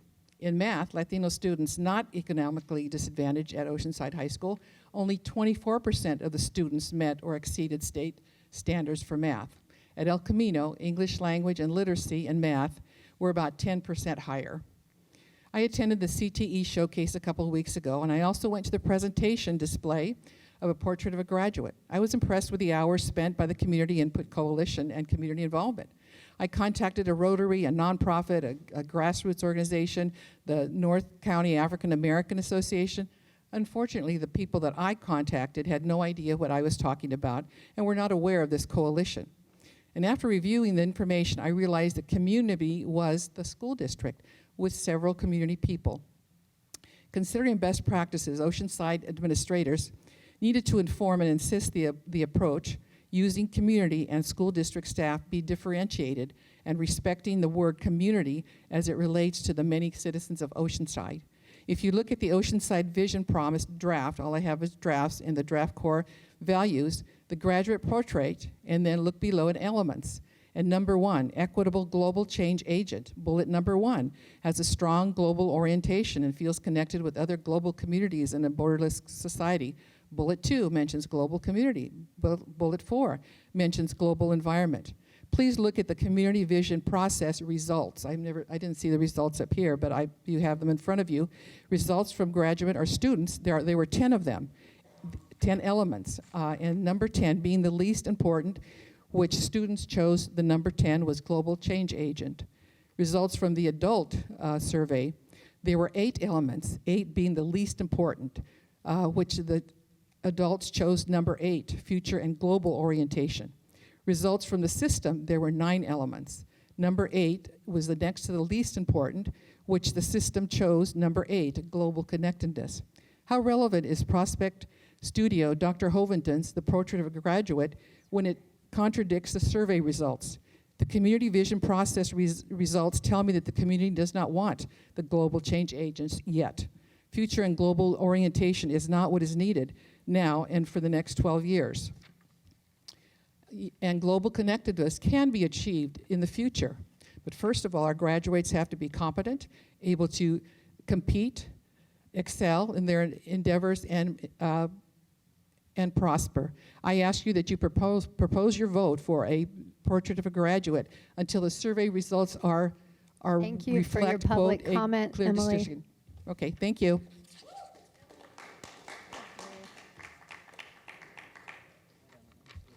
All right, board discussion. Eleanor?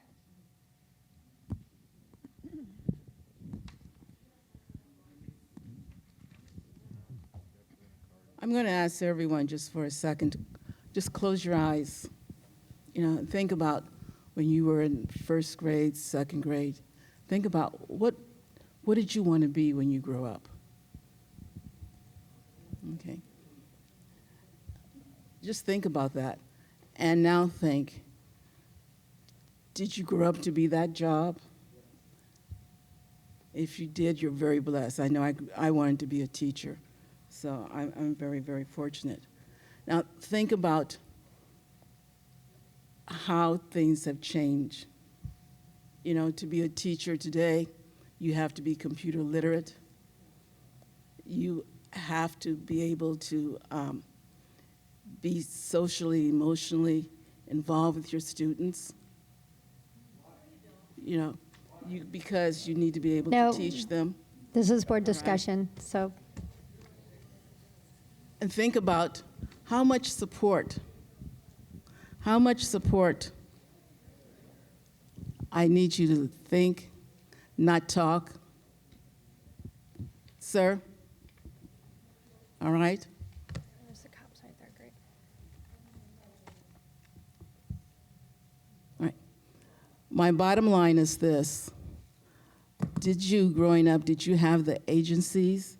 Did you have the support and the means to be what you wanted to be? Did you have to go beyond? Was it your family? Was it the community? Was it the school that enabled you to be the person you are today? Well, this is what we're moving to. Someone is saying yes. Thank you. This is what we're moving towards Oceanside. I keep hearing about how low our test scores are. Exactly, we are doing something about it. And the portrait of a graduate.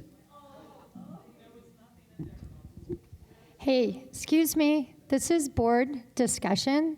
So if you're in the audience, I need you to stop being disruptive.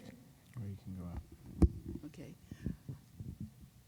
Portrait of a graduate is about a student, the ideal student. Plato talks about the ideal chair that exists. We want to have the ideal student that exists. Portrait of a graduate, it's not about color. It's not about race. It's not about ethnicity or creed or belief system. It is about our students being successful in the future, our students being competitive with any other student in the state, in the nation, or in the world. Studies show that, the opportunity for jobs, you keep talking about outsourcing. Well, the opportunity for employment for our youth is going to be with probably a multinational corporation, which means they have to have those skills, those talents, that type of cognition that they can deal with people all over the world. And this is what we want for our students. Yeah. Sir, I'm going to ask you to either be quiet or leave. Real easy. You make the decision. All right. So, Okay, let me continue on. Okay. Portrait of a Graduate is about our scholars' cognition, about them being creative, being critical thinkers. It's about collaborating within the school and collaborating in the community. It's about having personal and interpersonal skills. And one of the things I always tell my niece, because it's one of the things that we used to always hear, that by the year 2050, we're going to be, you may be living on Mars. You think about that. How are we going to adapt, change? We talk about we want to be number one, and we want our students to have these skills just to live in the USA and to be able to thrive, not survive, thrive worldwide. And now, if you listen to the news, they're talking about interplanetary travel. And if you look at, quote unquote, the recent billionaires, there's a reason why they're going out into space. It's not for the view. Okay. Thank you. We need our students to be prepared to thrive in the future. Simple as that. And that's what it's all about. Thank thanks, you. Eleanor. Eleanor, I love some of the work that came out of this. The idea that future-ready adult is a focus is that's so great. There's so much packed into that all the problem solving, all the things that it takes to be ready for the future of things that we don't know are coming, that our students don't know are coming, it's so powerful. Recognizing that everyone is different and that equity means that each person gets what they need to thrive. I love that our students identified and with that and are going to take that with them beyond. So I'd like to move for approval. I'll second. See, no, I'll call for the vote. All in favor of approving item 7C, say aye. Aye. Aye. Motion carries 4-0. Moving on to item 7D. Is that you, Mercy? Dr. Levy? Good evening, Board. Yes, we would like to have you accept a grant of $325,000 for universal pre-K. This is an opportunity to invest in our youngest learners, to collaborate with our providers across Oceanside, both publicly funded and privately funded, to ensure that our youngest learners are receiving the supports they need to be ready for school and to be future-ready adults. Your acceptance of this and the consideration of the plan will allow us to have this money and move forward. Yes, universal pre-K. I move for approval. I'll second. First and a second. I'll call for the vote. All in favor of approving item 7D, say aye. Aye. Aye. Motion carries 4-0.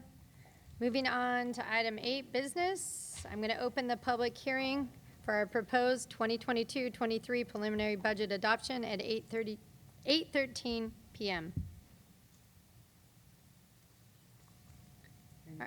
There's one public comment, I believe.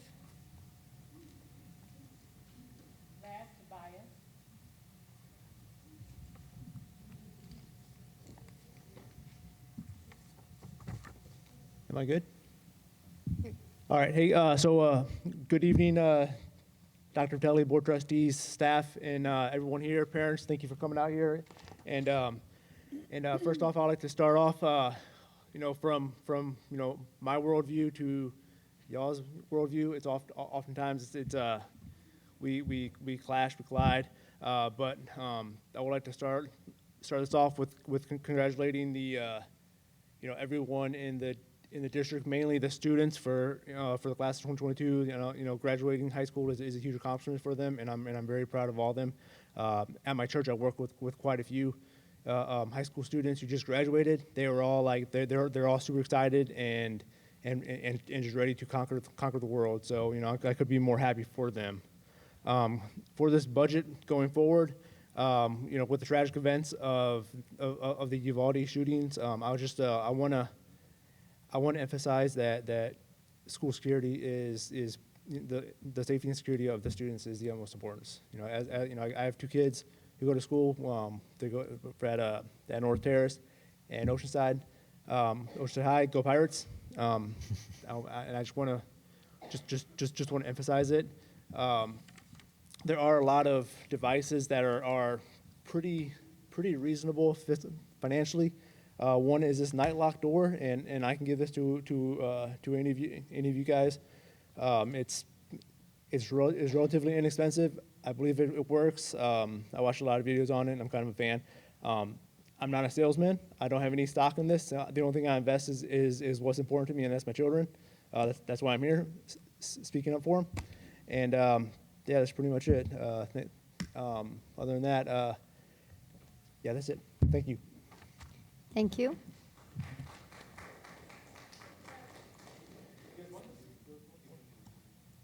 Seeing no more public comment, I will close the public hearing at 8:15 p.m.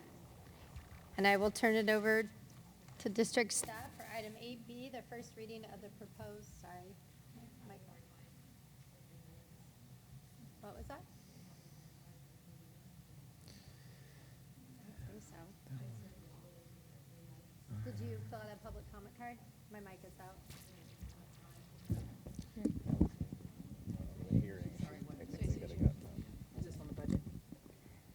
Did you fill out a public comment card? You have to, This is for the public hearing. Hi. ma'am, you have to fill out Pardon me? a card at the back, and there'll be a time a little bit later in the meeting when you can, back in the back, they'll help you with the card. Thank you. Okay. Moving on to item 8B, the first reading of the proposed 2022-23 preliminary budget. I'll turn it over to Dr. Norman. Thank you, Dr. Begin. It's a pleasure to be here tonight and to present the proposed preliminary budget report.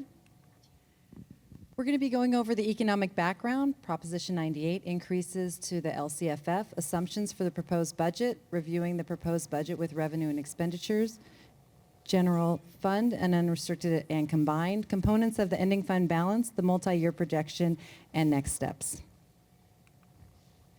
First, for the economic background, it's facing significant challenges, as we all know. Many factors pose significant risk to the economy, the state budget, and the long-term forecast. We have inflation and fears of prolonged inflation, supply chain issues, volatility in the stock market, and the Ukraine-Russia war and potential surges in COVID-19 cases may all worsen economic conditions. Prop 98 is how we fund our schools. It was passed by voters as an amendment to the California Constitution in 1988. It requires a minimum percentage of the state budget to be spent on K-14 education, guaranteeing an annual increase in education in the California budget. As a result of Proposition 98, a minimum of 40% of California's general fund spending is mandated to be spent on education, and the actual percentage of the general fund spent on education is over 50%. Talking about Prop 98 and looking at this graph, you can see changes in the minimum guarantee over the past few years. Prop 98 spikes by $14.1 billion in the current year compared to 2021. This is because of the minimum guarantee and tracks the state general fund trends. State general fund revenue is estimated to increase by $32.4 billion between 20 and 21 and 21-22. And increase only an additional $184 million in 22-23. Consequently, the 22-23 minimum guarantee flattens out. Now, we've been hearing a lot about the governor's May revise, along with what the legislature is also proposing in looking at the LCFF funding factors. So these are all the ingredients that go into how we fund our schools. There's potentially an additional $2.1 billion in ongoing Prop 98 general fund to increase LCFF funding. We continue with supplemental and concentration grants, and those are based upon the percentage of unduplicated pupils, enrolled students who are either English learners, eligible for free or reduced price meals, or foster youth. There are 2 grade span adjustments that are applied as percentage increases to the base grant. Those are for K-3 at 10.4% and 9-12 at 2.6%. The May revision increases LCFF base grants by the 6.56% statutory COLA, an increase in funding per student, not total funding. Base grants are provided by grade span. Those are K3, 4, 6, 7, 8, and 9, 12. So what does all that look like when you turn it into numbers? Here, when you look at K3, for example, if we look at the first column, beginning at the base grant per ADA, then you go down and you add the COLA, that's the 531. Then you add the 266 for additional LCFF investment. Then you add those up, you have your base grant per ADA. You add on your grade span adjustment, that's only for K3 and 912, and that gives you your adjusted base grant per ADA. On top of that, Dr. Levy talked earlier about our supplemental funding, and then also, because of our high UPP count, we also receive concentration funding.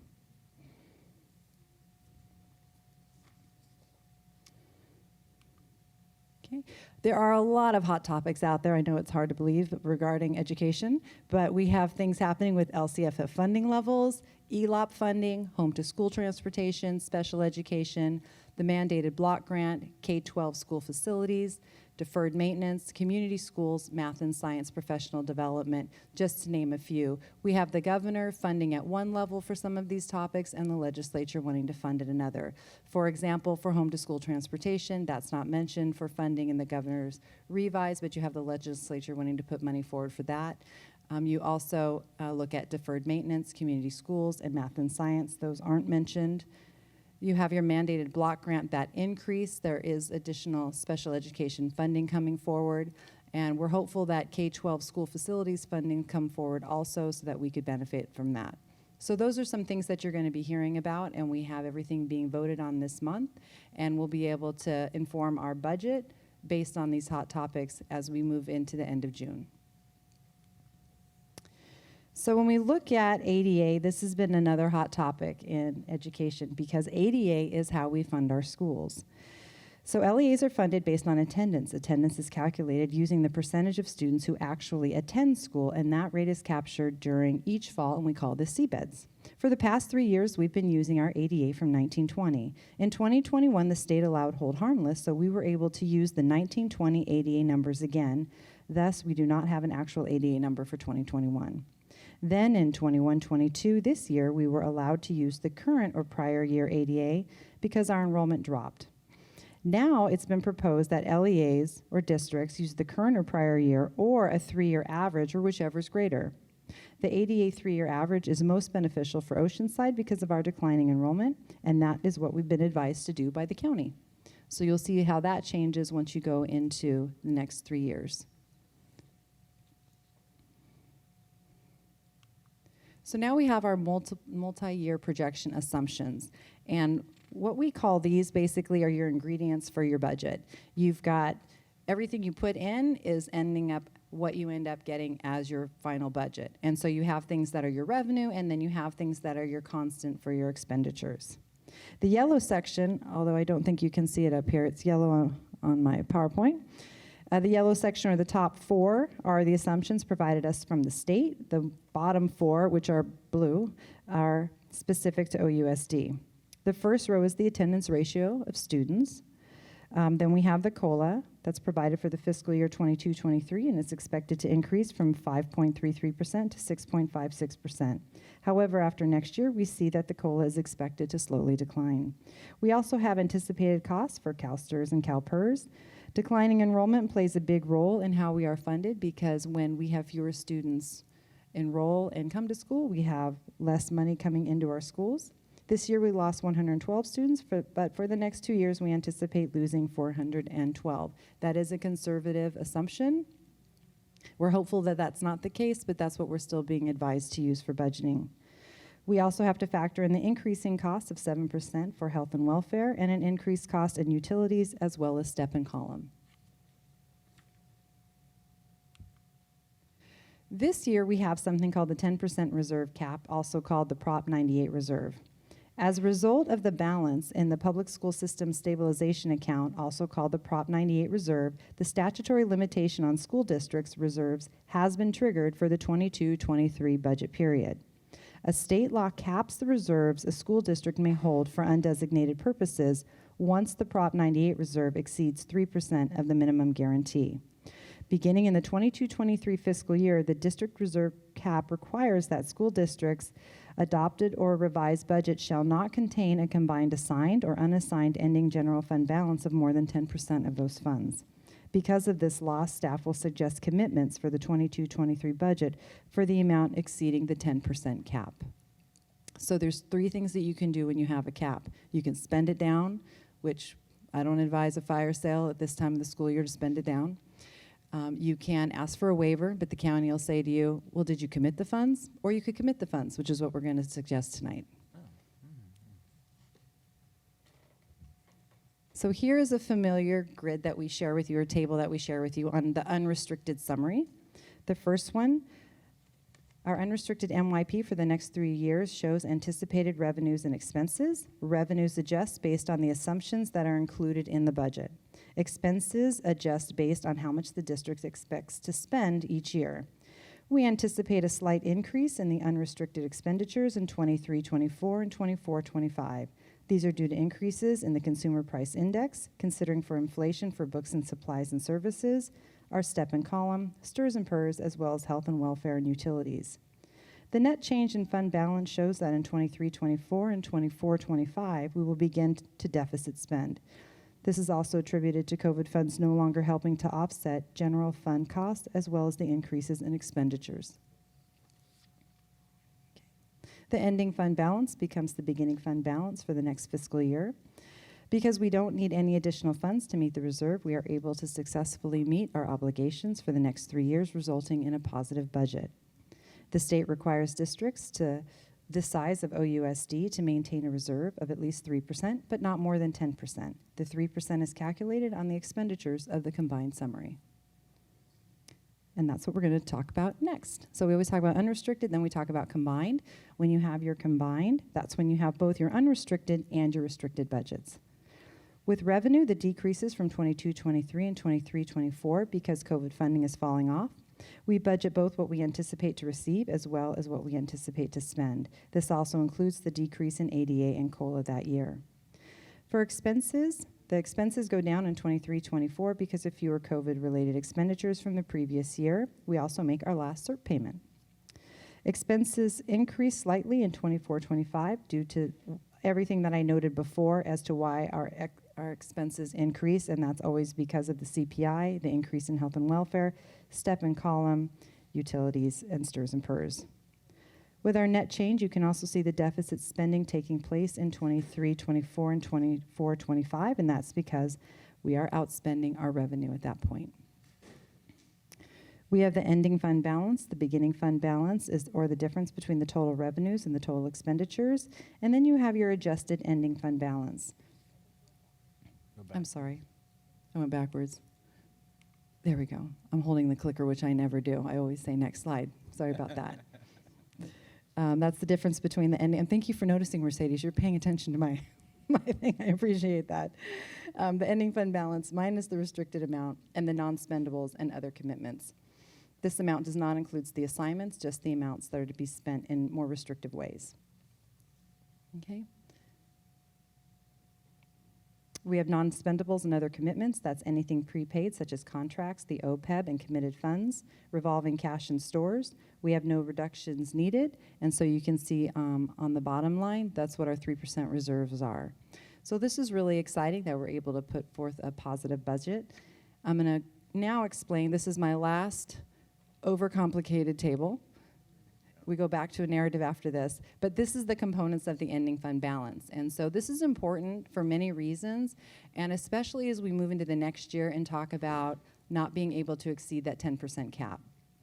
So at the end of the year, you have funds that you need to assign. Those are funds that might be a result of increased revenue beyond what was expected originally. It might be because we had anticipated to expend funds from one account, but then we were able to pay it from another. It could be because things didn't cost as much as we anticipated.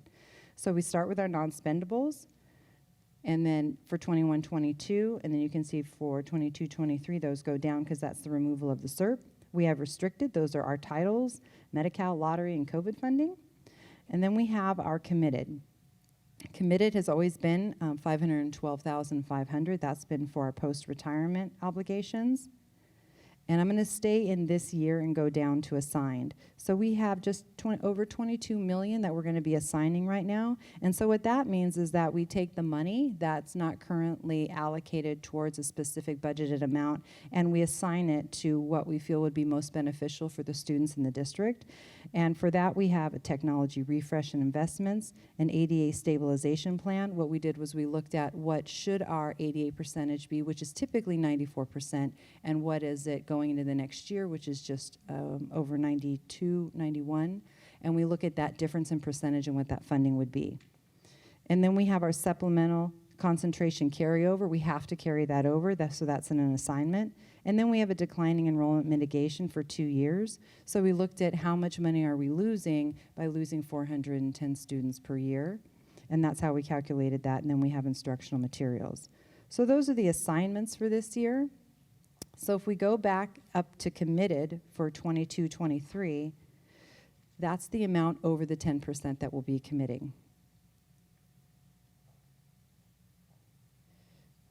So we have the post-retirement as usual. We have to spend the LCFF supplemental concentration carryover, so we've committed that. And then we put in 1 year of declining enrollment mitigation. In our assignments, we have technology refresh and investments, ADA stabilization for 2 years, instructional materials, and deferred maintenance. So that's what's in the assignments. And then we always have to have our 3% reserve, which is calculated on expenditures on the combined summary. And so that's our suggestion for commitments and assignments moving forward. Our actions to ensure fiscal solvency, we're going to continue collaborating with the San Diego County Office of Education. We closely monitor student enrollment and adjust classified and certificated staffing accordingly. We reduce staff as funding timelines expire. For example, as title grants and COVID funding expire, we want to make sure that any staffing that had been hired during that time, we transition out of. We're going to evaluate health and welfare costs, identify possible reductions in contracted services, and continue to incorporate updated revenue and expenditures as they become available for current and multi-year projections. And our next step is to approve and adopt the final budget on June 28th. We complete the year-end close and unaudited actuals, and then we present the unaudited actuals and the revised budget on September 13th. And that's all. So we have questions or comments? I'm excited to see that we're balanced, third year out. Yay! 3 years. 3 years.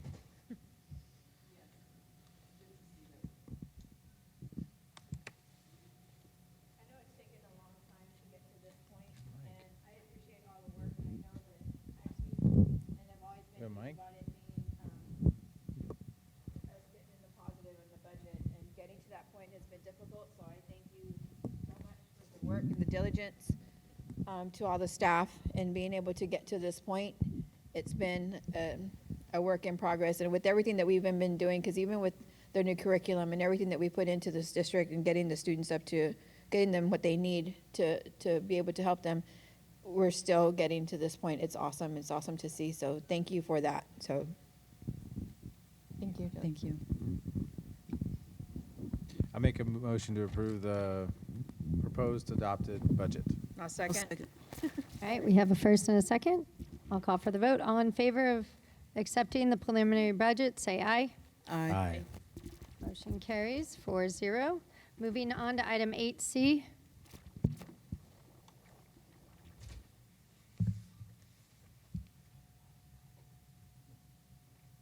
Sandy doing 8C or not?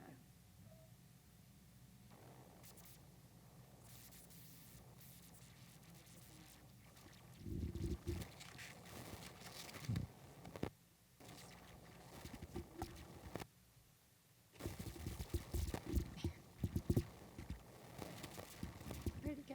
I have the same thing. Oh, it's not working. No.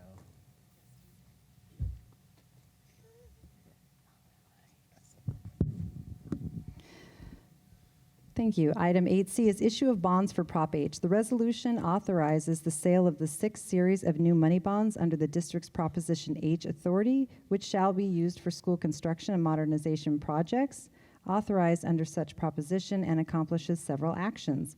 It establishes the broad parameters for the sale of such bonds. It approves certain documents on file and available for review at the district office.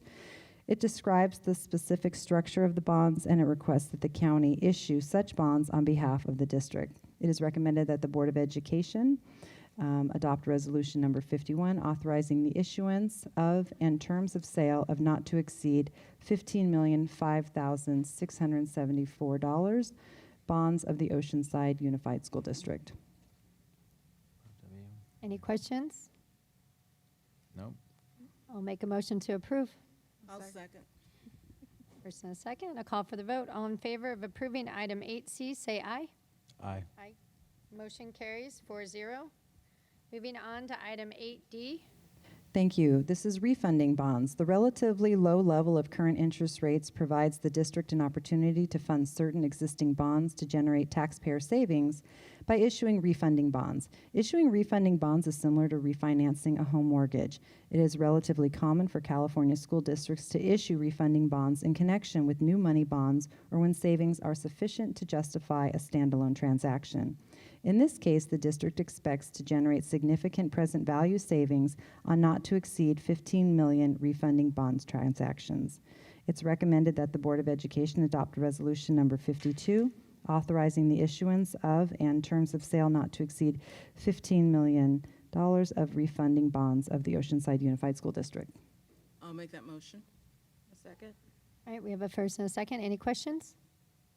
Seeing none, I'll call for the vote. All in favor of approving item 8D, say aye. Aye. Aye. Aye. Motion carries 4-0. Moving on to item 9, diversity, equity, and inclusion. 9A.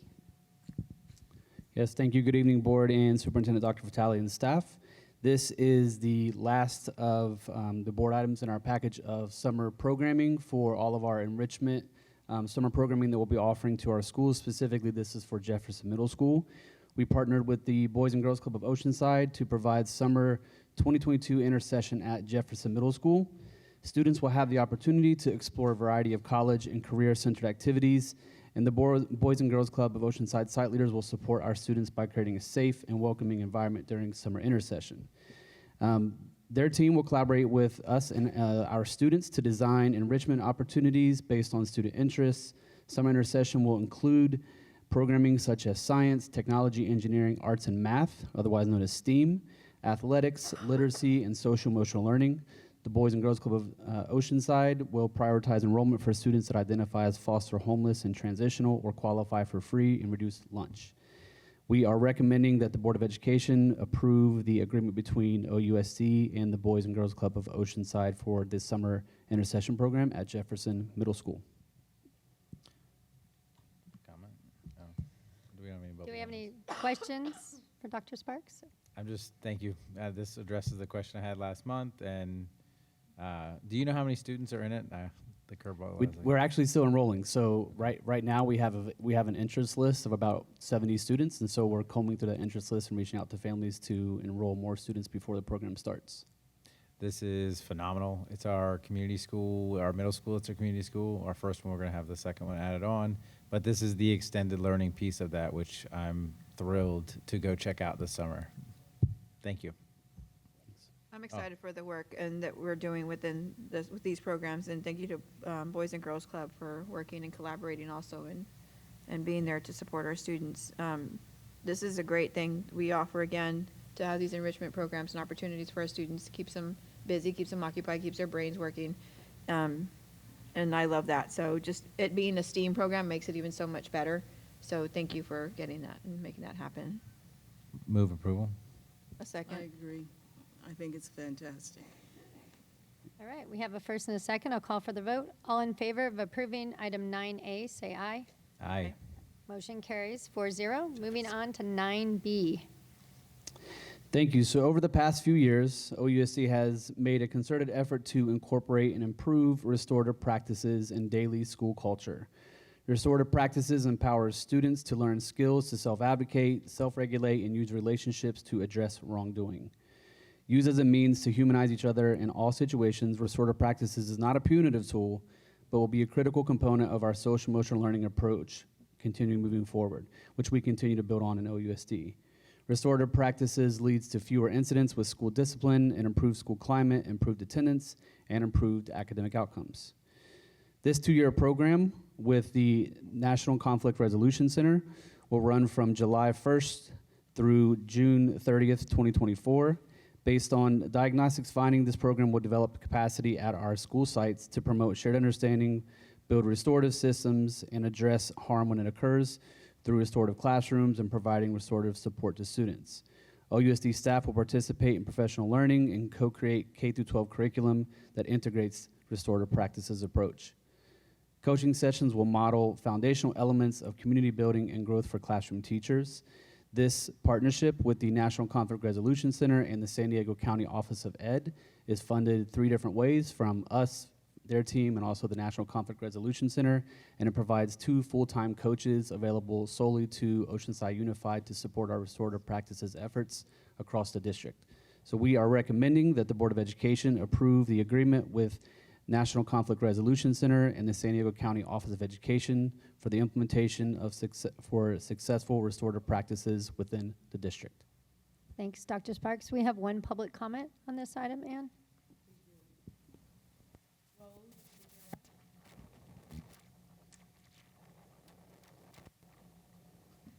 So, ladies and gentlemen, you heard Dr. Jordy Sparks, who's like the leader of the Diversity, Equity, and Inclusion Department, say that there is no punitive damages. Punitive means punishment.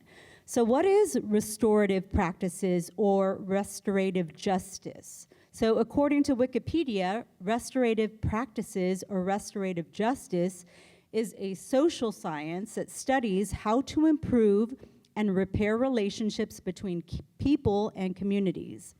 The purpose is to build healthy communities, increase social capital, decrease crime and antisocial behavior, repair harm, and restore relationships. So some of the ideas that they use for restorative justice in the classroom is mindfulness, which is taking deep breaths. Restorative circles, so they sit in a circle, they talk about their feelings, and they sing Kumbaya. Affective statements, they state their feelings. Collaborative class agreements, so you have the students come up with their own class rules. Interesting. Problem solving, anchor chart. So as a parent, basically this tells me that the teachers are not in control, but the kids are, and their ideas. And there's no punitive damage. So that means, kids are allowed to be out of control. So that's a scary situation as a parent to want to send our kids to these schools, where in Chicago, it's so out of control that teachers are getting beat up, and teachers have no power, no authority, and no support from the district. So I don't know, this sounds very scary to me, these restorative practices. Thank you. All right, are there any questions for Dr. Spark? I don't have any questions. I just have a quick comment. I am thrilled about this. When you talk about, you think about it in reality about a student that gets into a conflict, and then our traditional or old way of thinking about it would be to remove that child, right? Get them away from everybody else. And none of that provides learning or accountability in a way that moves the child forward and keeps them learning. This change in the way that we think about how we work with students and hold them accountable for their behavior is so important to have somebody to lead this work, because just not kicking them out of the classroom doesn't all of a sudden help them learn either. So it's really great that we're investing in making this our policy district-wide, and that we have professionals who understand how to do it the right way. So thank you for taking up this work. Thank you. All right, I'll make a motion to approve. A second. First and a second. Seeing no more questions, I'll call for the vote. All in favor of approving item 9B, say aye. Aye. Motion carries 4-0. Moving on to item Area 10, Policy Development. 10A, Adoption of Resolution Number 50. Mr. Joyce, would you read the resolution for us? Yes, thank you for allowing me the honor. This is the recognition of LGBTQ plus Pride Month, June 2022.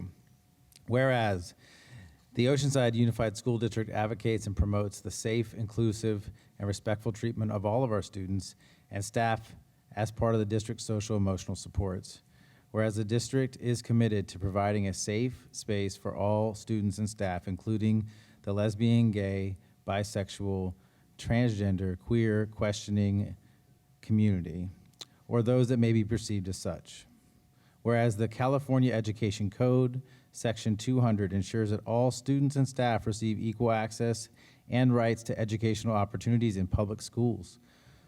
Whereas the Oceanside Unified School District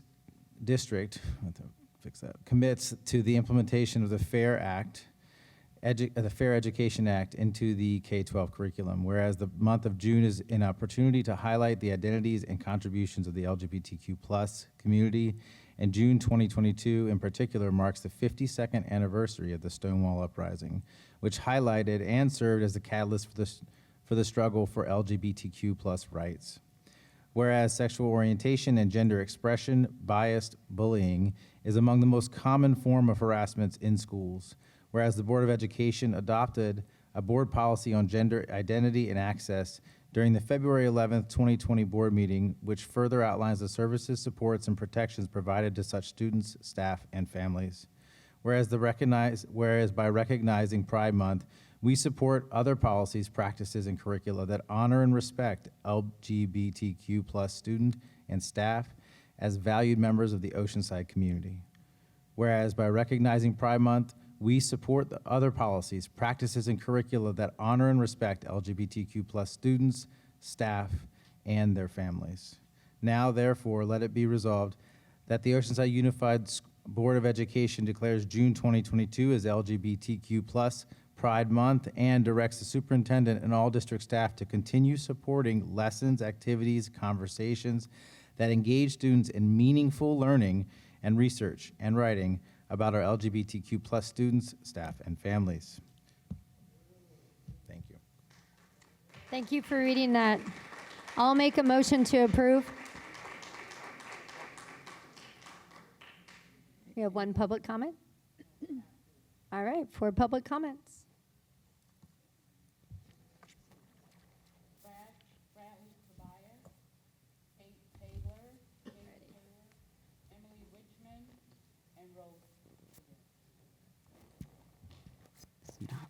Hey, good evening again. So this declaration, which let's be honest, will be signed regardless of what I or the other commenters are about to say. Will be signed by you all. But however, I would like to take note of the actions of the district, like changing the logo to the pride flag and raising the flag. It's pure virtue signaling, and here's why.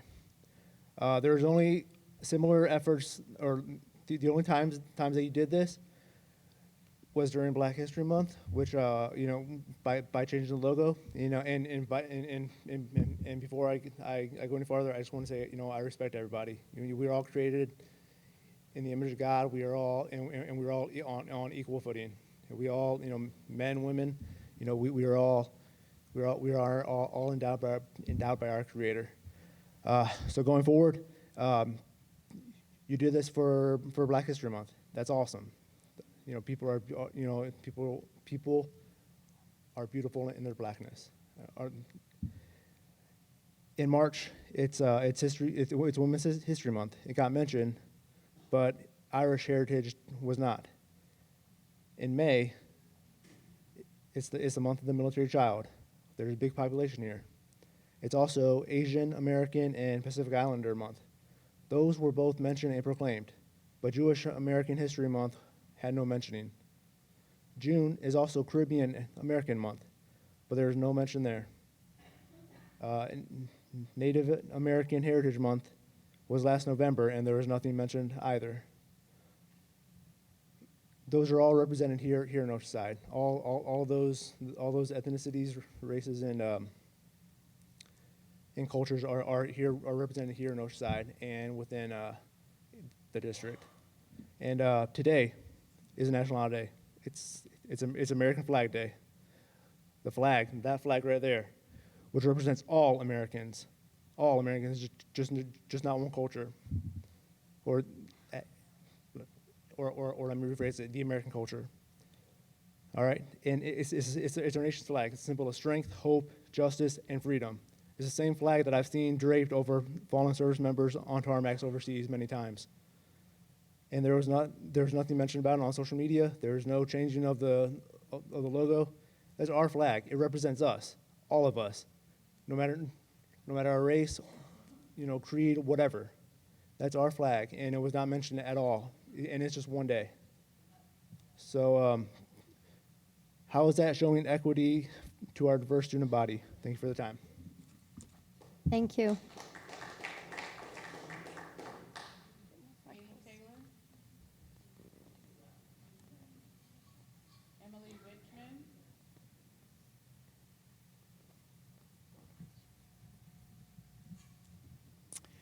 Now, the superintendent's leadership has put the school district in the limelight this month, and flags are serving to the purpose to acknowledge and to highlight our students. Eleanor, what are your leadership skills for the 4% African American and Black students to put them in the limelight? Where is their flag they could look at and be proud? Raquel, Latino students, the majority in our district, 56%. Where is their flag? I am hoping this year's Hispanic Month resolution will be better written and include facts about the inception and purpose of the Hispanic Month. Eric, the Asian Pacific Islanders, where was their flag last month to show their pride in their ohana?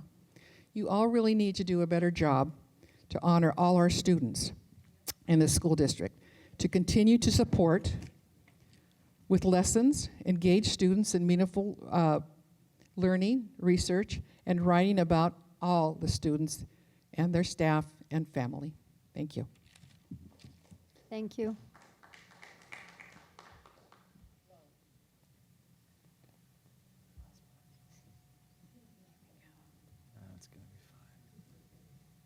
All right, so last month when I spoke about you guys pushing the agendas on our children that are extremely vulnerable, Eric Joyce, you said that you are not pushing this agenda of LGBTQ, and yet I see you raising the flag here really high. You're on the news, you're on YouTube, and you said you're not pushing the agenda. So you also lied, and we have you on record as lying, and yet you're running for city council.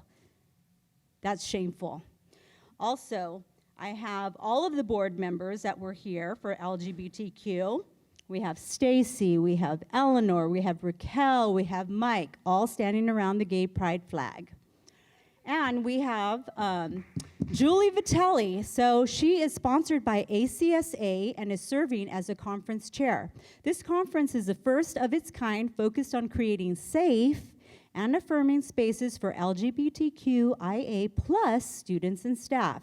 She also serves as a chair for the San Diego County Office of Education, LGBTQIA+, the advisory committee. Dr. Vitelli has presented at national, state, and local conferences and is published on various topics, including creating affirming schools for LGBTQ students and staff, whole system reform. So that tells me very clearly that your purpose and your agenda, Ms. Vitelli, is to promote a whole system reform, because we have you here. You are also all over the news for the wrong reasons. Oceanside Unified Superintendent Dr. Julie Vitelli announced as Pride by the Beach 22 keynote speaker.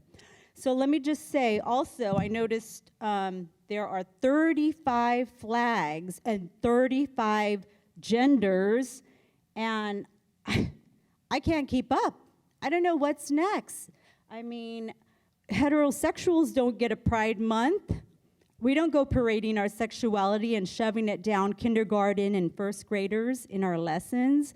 I don't know. I mean, your sexuality is your choice as an adult, but leave our students out of it. I mean, what is next? Bestiality? Incest? Love is love, right? Where do we draw the line? We need a new school board. We need a new superintendent. This is not okay. Thank you. Thank you. Do you have more speakers? Is that it?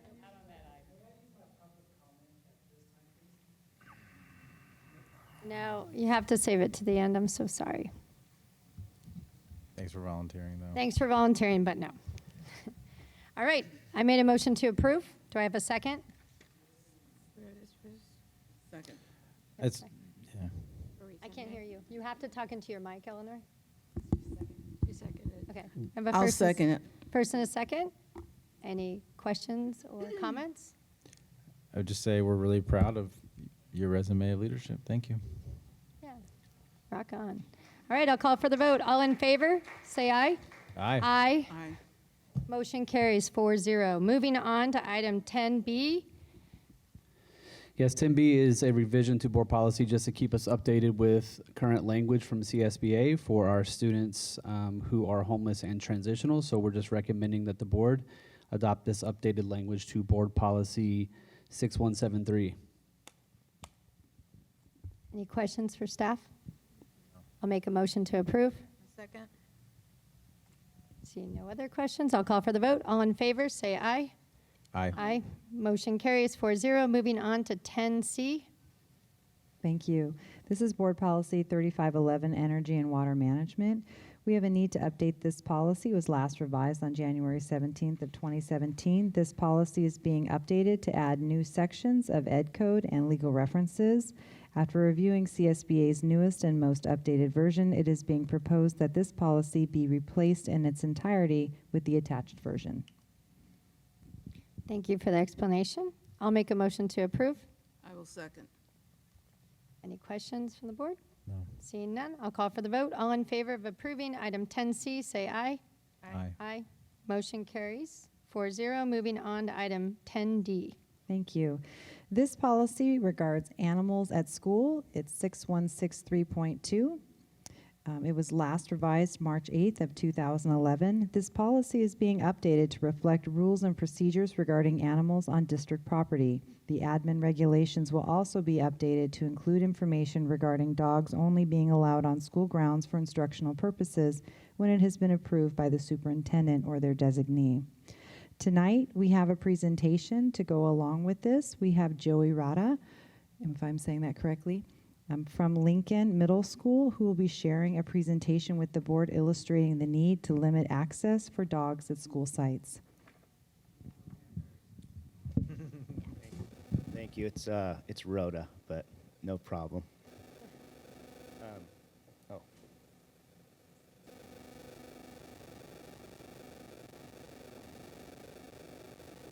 Thank you for having me. So I'm one of 3 PE teachers at Lincoln Middle School. The PE department we've had concerns about dog creating health and safety issues for students on our campus for a long time. This past year, we went to our administration and we basically presented this PowerPoint, and I've been asked to come here today and share it with all of you. So we feel that the fields at Lincoln Middle School that we use for PE and extracurricular activities should not double as an after-school dog park. This issue has been around for over a decade. This is an article from 2012. The title is School Officials Fight Dog Poop Problem. This is some signage that we have at school. So you can see we've got a sign that all pets must be on a leash. Please clean up after your pet. There's some pet waste stations. And before, I don't know what the summer policy is, but when we made this, people were able to come on to campus at 4 p.m.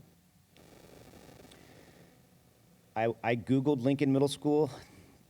This was months ago, so I'm not sure if this is still the first review, but this is a review, and the first one I saw when I Googled Lincoln Middle School, it says, "This review is for the field only when school is not in session. The school opens its field for dogs. It's a great big field for dogs to run around and release their energy. What's also good is it's completely fenced, enough space for all kinds of dogs. We love taking our dog here and walking around the field for exercise."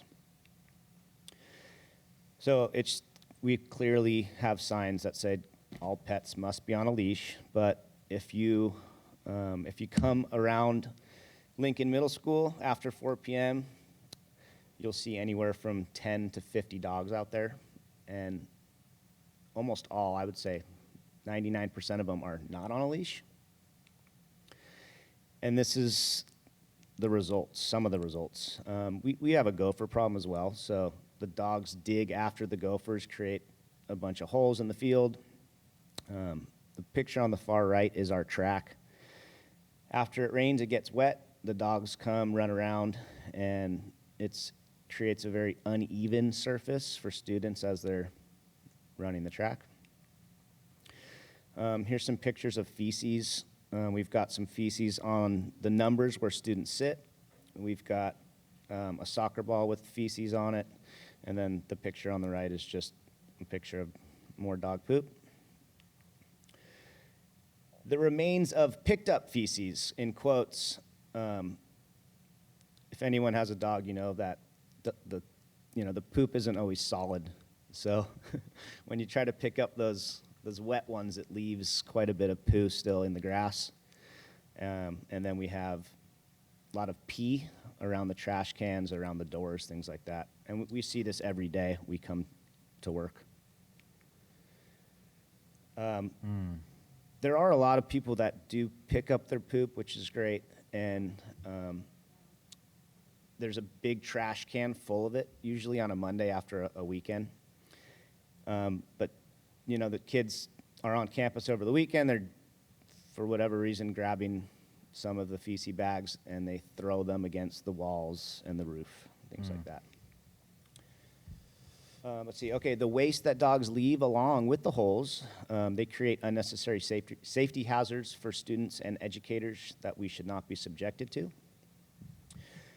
At the top of the pet waste station, it clearly states that pet waste transmits disease. On the CDC website, it says dog poop should be picked up, even in your own yard, and especially in areas where children may play.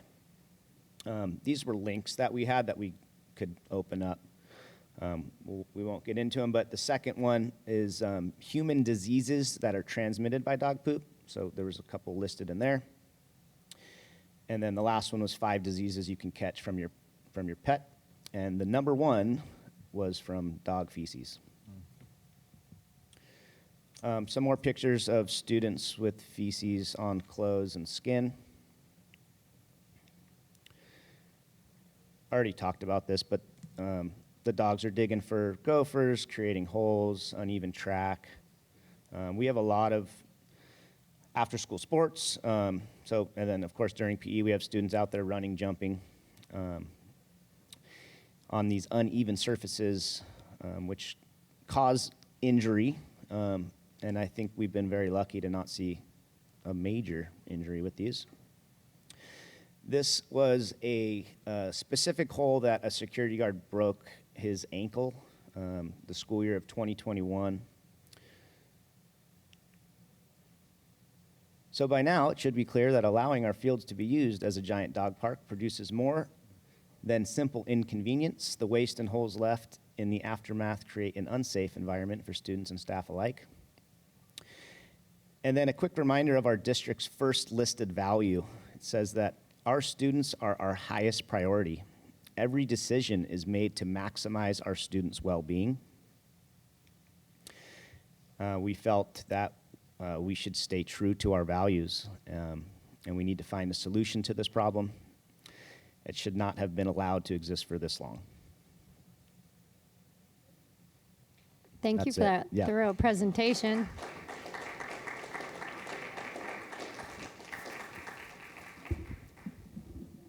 I'll make a motion to approve. We do have one. Do we have one public comment? Oh, sorry. Jumped the gun. Renee Fernandez.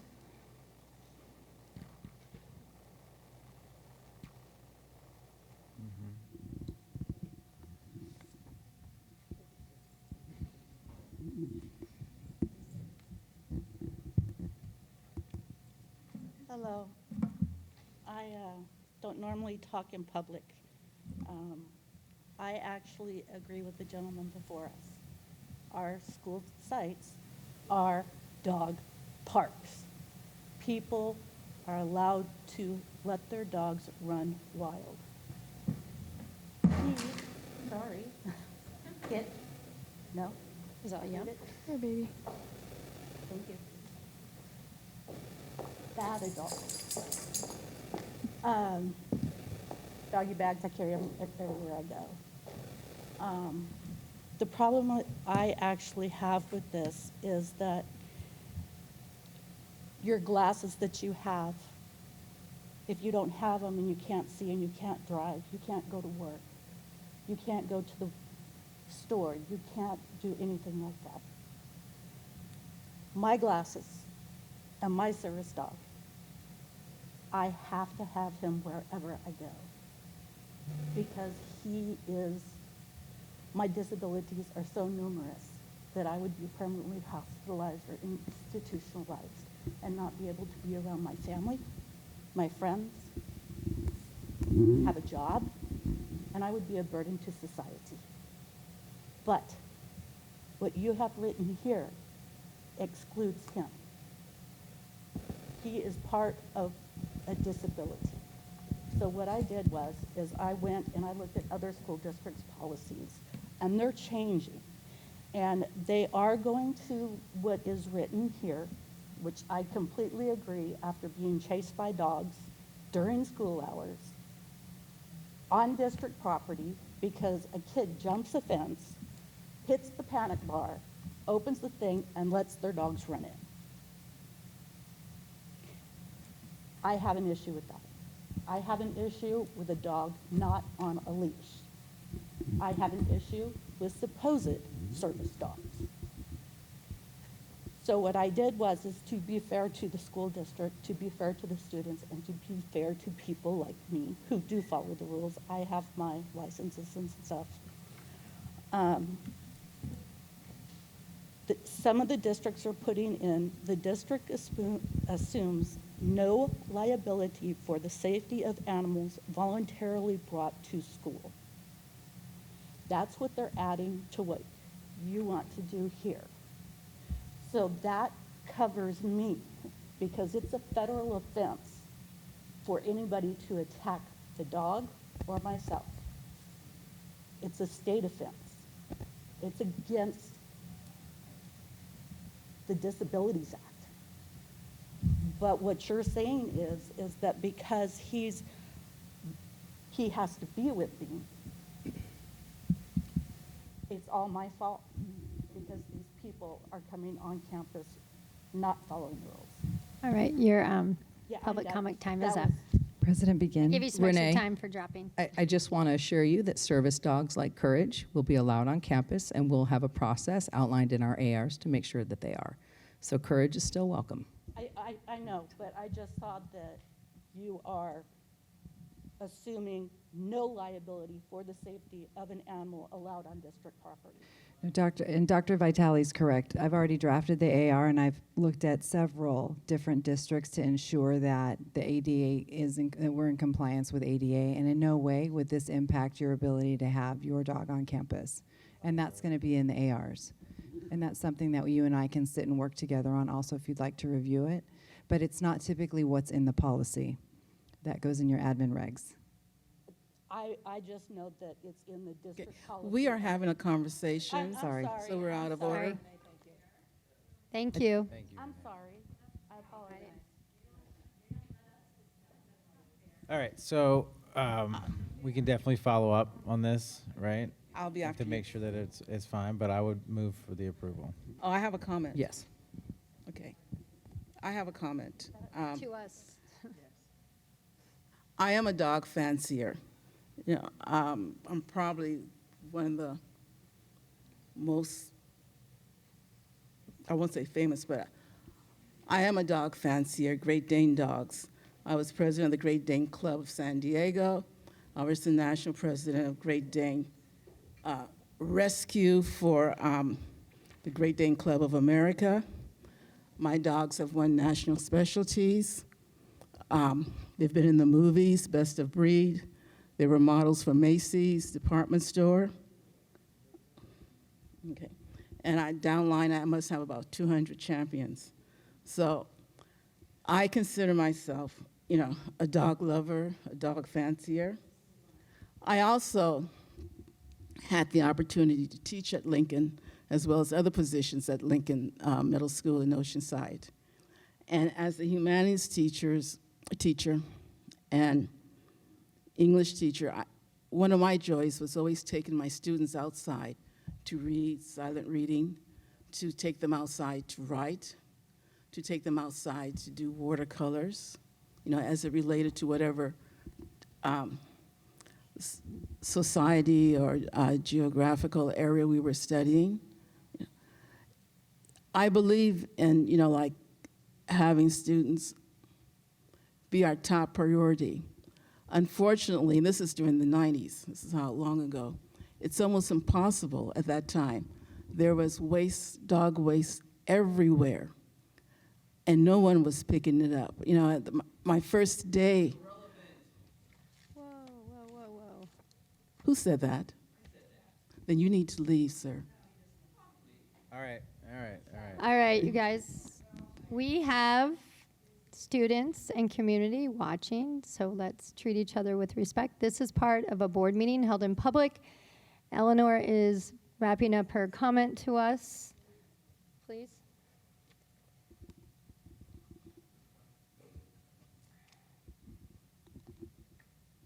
As I was going to say, it was almost impossible to be able to teach outside.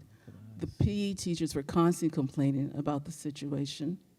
So I'm very much supportive of this proposal, yes. So I made a motion to approve. Are you seconding? I will second. All right, I'll call for the vote. All in favor of approving item 10D, say aye. Aye. Aye. Aye. Motion carries 4-0. So we're going to take a quick 5-minute break. We're going to come back at 9:15. We have quite a few public comments on non-agenda items, and I want to make sure we're nice and fresh for those comments. Thank you for setting the timer.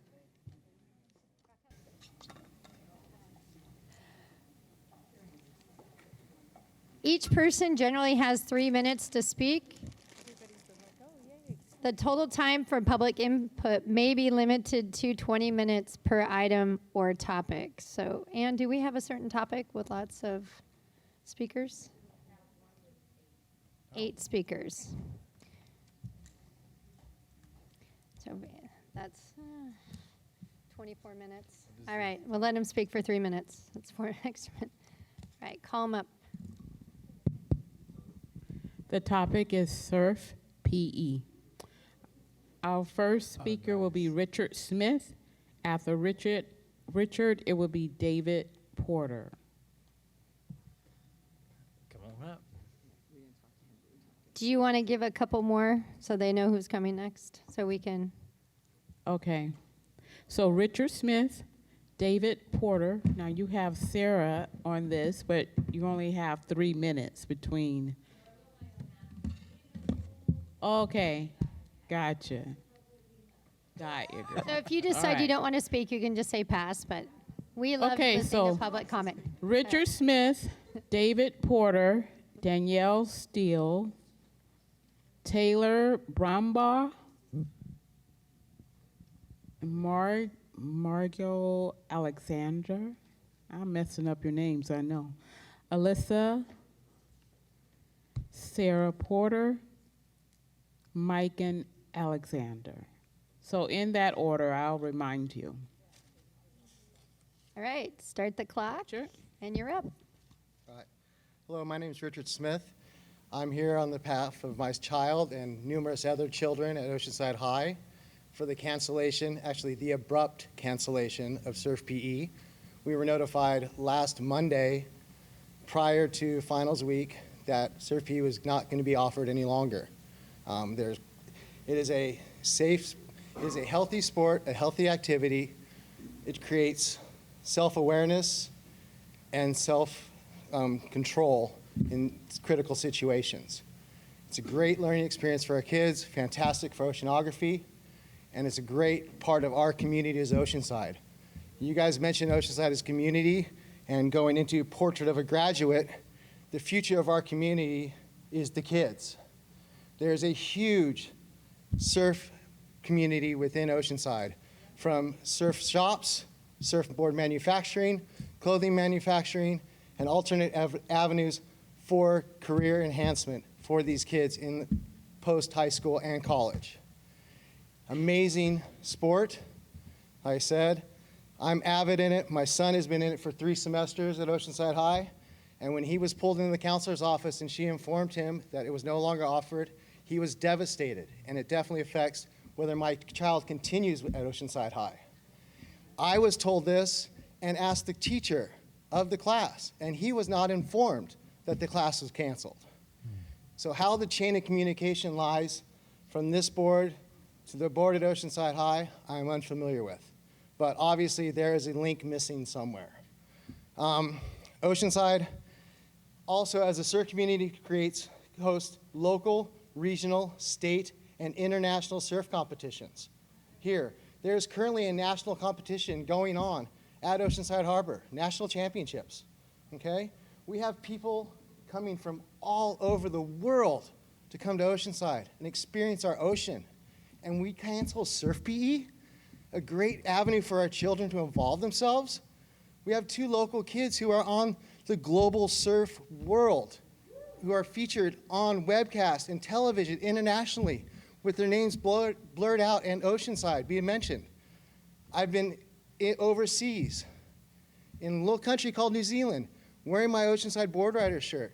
And a guy comes up to me, he's like, I've been to Oceanside. I love that place. Like, we have a tremendous asset within Surf PE. It needs not to be expelled and eliminated. It needs to be expanded. It needs to be enhanced. It needs to be nurtured throughout the school. Our kids get amazing self-awareness, self-guidance, and tremendous health benefits out of this class. Please do not remove this class. Thank you. Thank you. David Porter. This is the middle school championship trophy.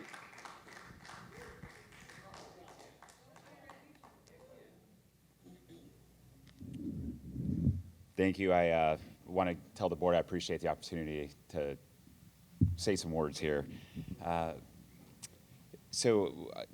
This is a rhetorical question because I know you can't answer, but what are the elements that make up a school? Right? It's the educators, it's the students, it's also the community and the culture, and that's what I want to talk about is the community and culture, and it was hit on before. I'm a local Oceanside father of 2 girls who are going to Oceanside High School. And Oceanside is a birthplace of some of the greatest surfers, some of the surf industry, surf shops, shapers, and manufacturers. And it's really in the DNA of our community here in Oceanside. 3 weeks ago, on May 23rd, the USA Surfing organization recently named Oceanside an official training ground for USA Surfing. Oceanside is also the host city for USA Surfing Championships, that was just spoken about, for adult shortboarders, longboarders, stand-up paddleboarders, and parasurfers. Phil Edwards, don't know if you know him, but he was the world's first professional surfer and came from Oceanside. My point is this is baked into our community and our DNA. And I look up some academic articles, right, from the Journal of Physical Education on surfing on physical education curriculum and the impact of students' well-being. And I'm going to quote, it says, surfing has been established as a valuable therapeutic approach in managing the well-being of combat vets, improving social skills in children and adolescents with autism, and creating stimulating learning environments for children with disabilities, and promoting personal well-being and social integration of vulnerable children and adolescents. I guess I'm just here to tell you that, you know, the decision as a parent, I feel like was made in a vacuum. And I understand that has to happen sometimes. And most of the things talked about tonight were additive in nature, but we don't talk about the things that are subtractive in nature that's going on. I surf out at the pier with my daughter at PE with all those kids.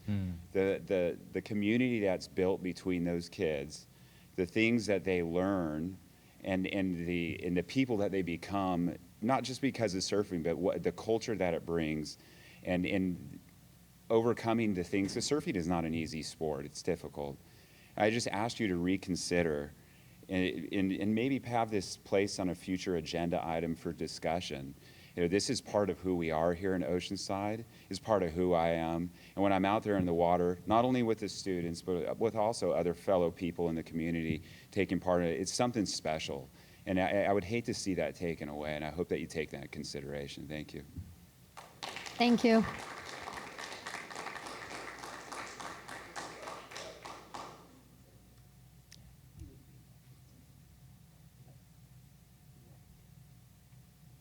Everybody, thank you so much. I don't know how you guys do this. I've never been to a board meeting. I am so impressed that you guys have this job.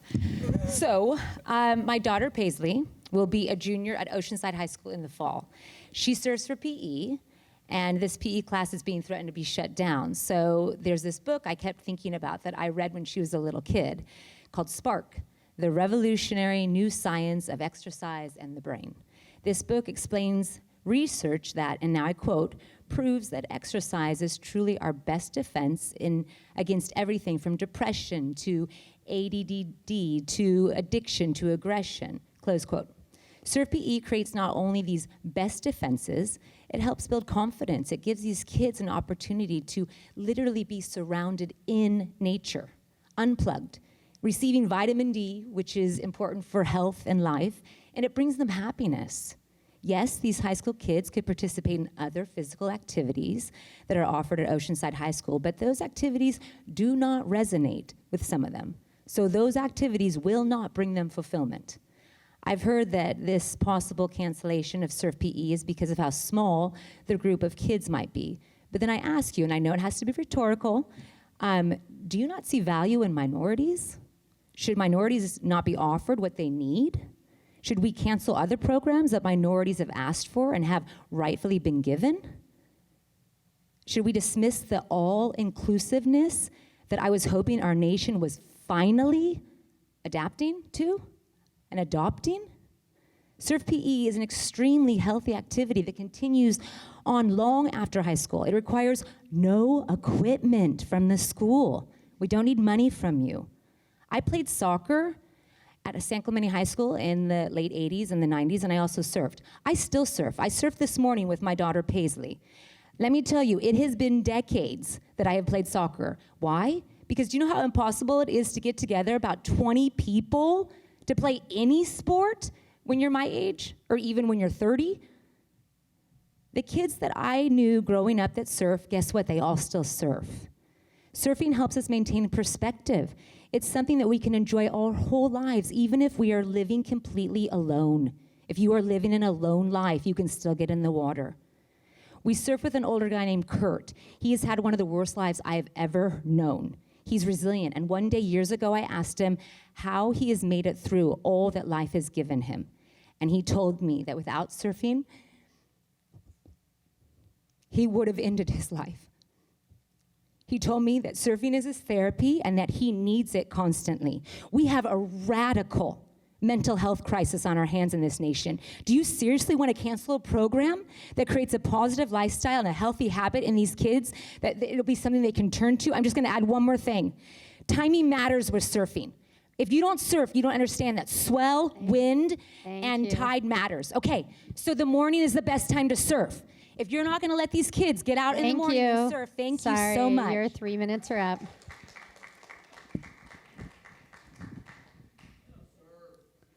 Taylor?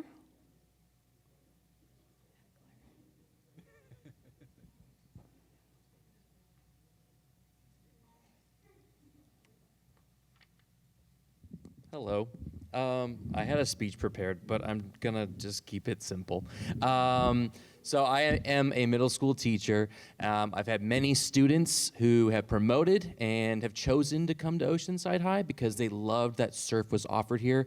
At our school, we value a diversified selection of electives, 3 different types of PE, personalized learning, and voice and choice. So I'm super stoked that Oceanside had this, and a lot of my kids like to go there, and I have a nephew that goes there and a niece that goes there, and so I came, sorry, I'm going off my speech, so I'm just going from my head. So I came only because I know we're talking about closing down this PE program. I know that the numbers are here or there. That's probably why that's happening. But as Sarah has said before, these people still need it, these kids still need it, and whether it is 50, 20, or 5, it makes a big impact on these children, and they've been isolated and alone for 2 years, and the mental health is not okay with these kids, and for some of these kids, this is what they need, and they wake up in the morning, they want to go there, and they want to have this time, and it gets them ready to go to school, and guess what? They want to show up to high school. And that's half the challenge, is showing up. So they get excited, and for those 9 or 50, however number it is, they're excited to come to high school, and they're going to do amazing things when they move on. That's all I got to say. Thank you. Thank Michael.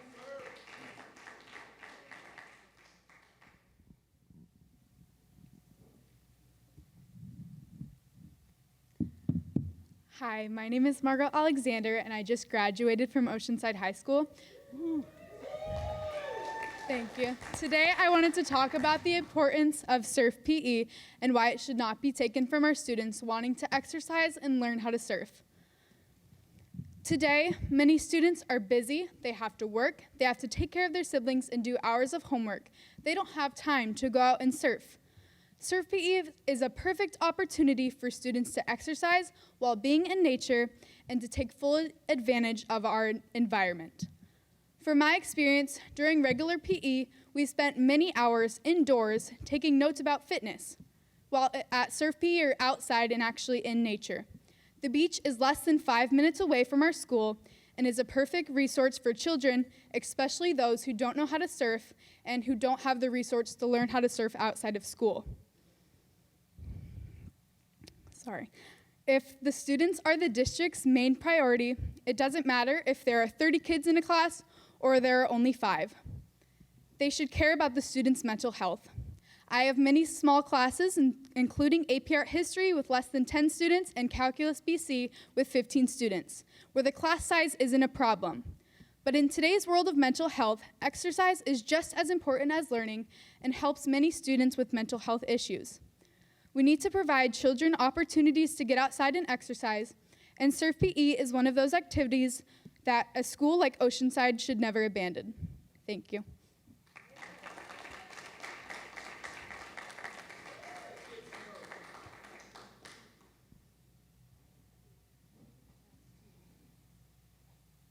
Thanks for being patient with us. We're a rowdy crew, but we love this city. And we're big beach people, so it's important to us to keep this culture going, just like a lot of my friends back there have said. So I'm also a middle school teacher in Vista Unified, and I've had several students actually transfer to your school district, which is only a few blocks from my house. So, you know, I love this place. But they've transferred to this school district to take surf PE. So you're talking about declining enrollment, and this is an opportunity that even if you're picking up only like 4 or 5 students a year because of this class, they're coming in from another district. So that's actually gonna help you with your enrollment. Currently, my niece is in the program, and I know after this virtual world from the pandemic, a lot of kids have really struggled coming back to in-person learning. And having a reason to come to an early morning class gets these kids to school and gets them back in this physical classroom, which of course I'm passionate about. So I would urge you, doesn't matter the numbers, that we keep this class. Just because this is Oceanside, we're gonna gain students to this district because of this class, and it's so great for these kids to have a reason to come to school. Thanks.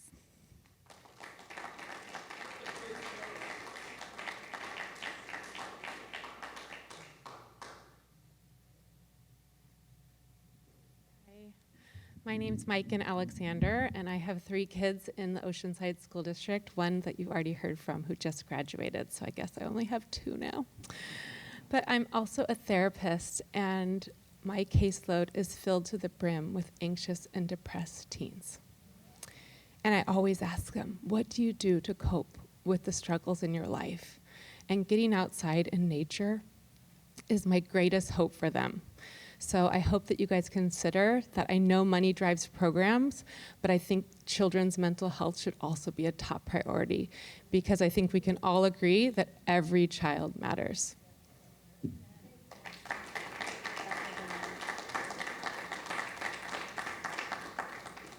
All right, that's it for our surfing topic. Thank you very much. Next speaker is Michael Alvarez.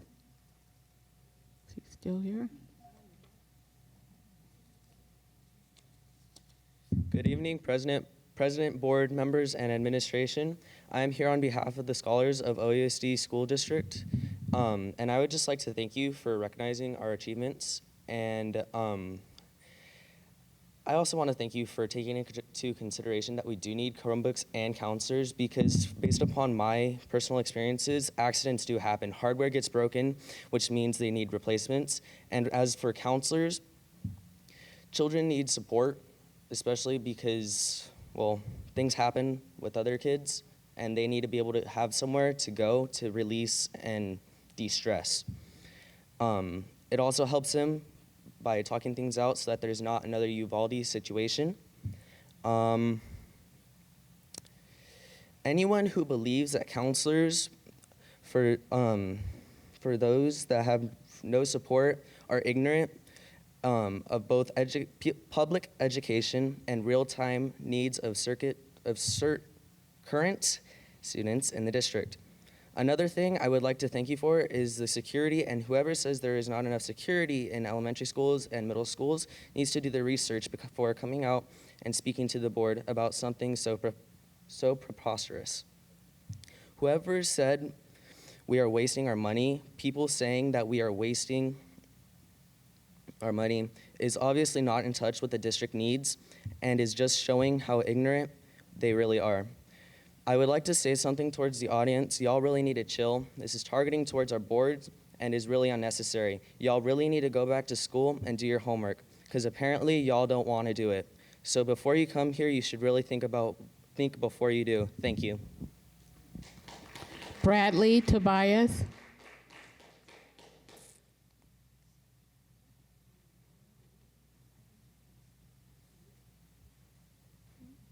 So after hearing all that surfing talk, I want to go find a surfboard. I've never done it before. It sounds fun. Got me all pumped up. Learning new skills. That's what it's all about.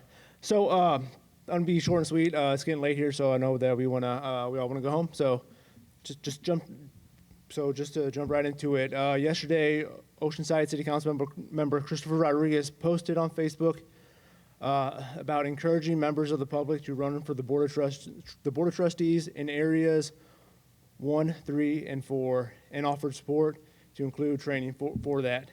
Dr. Stacy Begin, you commented on this, I quote, "What am a-hole?" End quote. I got screenshots to prove it. I'm assuming that you were simply trying to call the council member an a-hole. However, this is a violation of the district HR policies and the civility policy that was published last October, which says civil behavior is courteous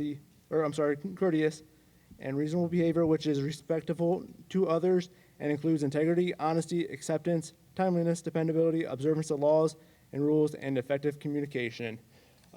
Simply put, you violated that policy, Dr. Begin. And since you are my trustee representative, I feel like that's not representative of us in our trustee area. Since then, you have edited the comment to simply be, quote, OUSD.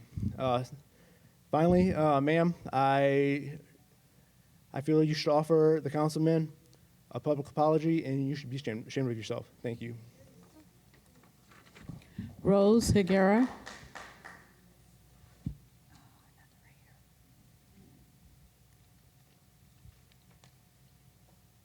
Oh my goodness, Stacy. Wow, that's crazy. I mean, the public has entrusted you guys to be leaders. What is happening?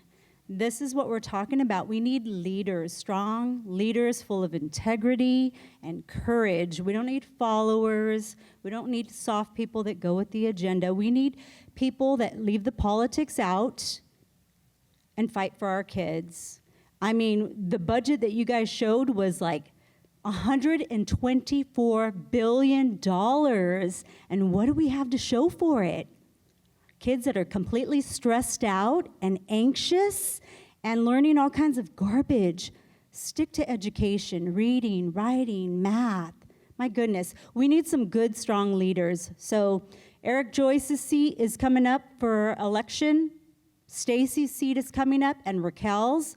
So I encourage you, moms and dads, with common sense. That's all we need, common sense leaders that are willing to put their feelings aside and fight for our kids, which they are going to be our future very, very quickly. We need you to run for these positions and do the right thing for our kids. Leave the politics and everything else out of it, and teach the kids how to compete in a global society where we need girls, in sciences, technology, engineering, math. We need boys to be boys and stay in their lane and not try to be girls and not try to get our girls' scholarships, not try to come in our girls' locker rooms and use our girls' bathroom. We need protection for our kids. So we need some fighters, some strong fighters. So I encourage people that are listening, please run for those seats. We need leaders desperately, and we need them now because things are very aggressively changing and unfortunately not in the right direction. So, thank you. Patrick, you all right?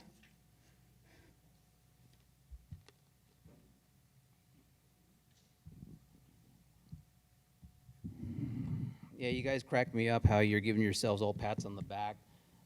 We're doing such a great job, this and that. This comes from greatschools.org. Out of the 11 schools that we have in our district, 3 of our schools scored high, a 6 out of 10. Wow, that doesn't sound too good to me. 4 of them scored a 4. So it's obvious you guys aren't doing your job. You guys are not doing your job at all. As we've said to you before, reading, writing, arithmetic, U.S. history, the Constitution, Bill of Rights, traditional family values. That's what we want, traditional family values. You said it many, many times. Let's see what the Lord says about what you guys have been trying to push. Therefore, God has also given them up to uncleanliness in the lust of their hearts to dishonor their bodies among themselves, who exchanged the truth of God for the lie and worship and serve the creature rather than the Creator. The creature, serving the creature rather than the Creator who is blessed forever. Amen. For this reason, God gave them up to vile passions.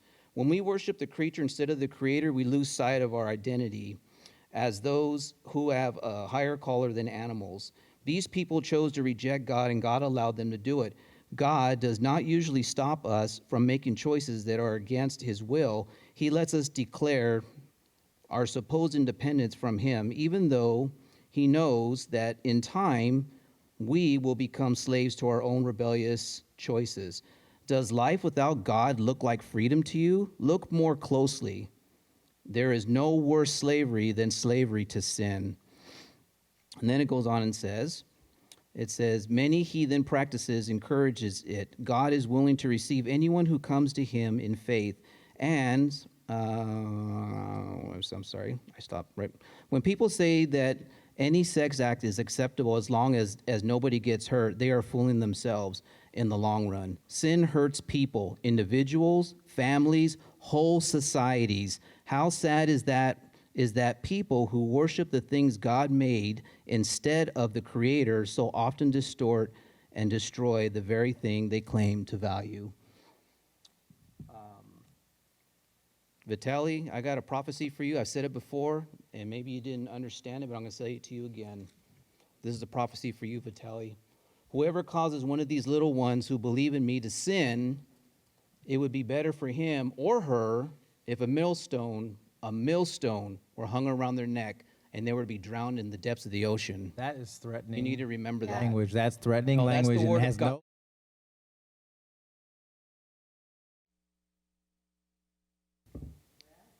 Katie Taylor. Oh, she left. Jim Hinderleiter.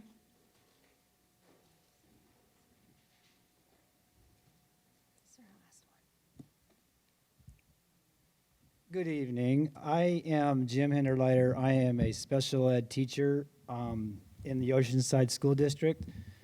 I was born and raised in Oceanside, third generation Oceanside. I went to Palmquest, I went to Lincoln, I went to Oceanside, I went to El Camino High when El Camino High became El Camino High. And I've been teaching in the district for 25 years. I was an aide for 4 years here before that. I've seen a lot of superintendents come and go. I've seen a lot of board members my whole life. And let me tell you guys something. Where we're at right now, what I've seen and what we've been through, I think we're absolutely at the best place we have ever been in this district.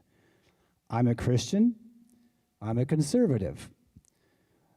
And my daughter went to school here who had special needs, and she passed away at the age of 12. She attended Ivy Ranch, and agenda, political persuasions or whatever, that doesn't mean anything. What it means for me in this district is that she was loved. She was cared for. She was a part of that classroom. That's why I'm a special ed teacher right now. I make sure that my students are loved. They're part of the classroom. They participate. This young man who shot the school up in Texas hit me very, very personally because my daughter was their age. This boy didn't feel like he belonged. He didn't feel like he had a place. He had some speech impediments, and he felt he didn't fit in. He didn't have a place. So, let alone with the security and the gun violence and the use of guns and whatever else, I think it comes down to if we can give our students a sense of belonging, a sense of identity, that they're cared for and that they're loved, I think that will go a long, long way to having students who are engaged and who don't feel hopeless. I keep thinking of the term hopeless. It's horrible when a student comes to that part where they feel hopeless. I want to give them hope. You as a district, you as leaders, I believe you're doing that. I believe that you are giving our students hope. I think you're giving them purpose. And I just commend you for what you're doing. I'm very, very proud to be part of this district right now in the direction that we're headed. Thank you. Susan Custer.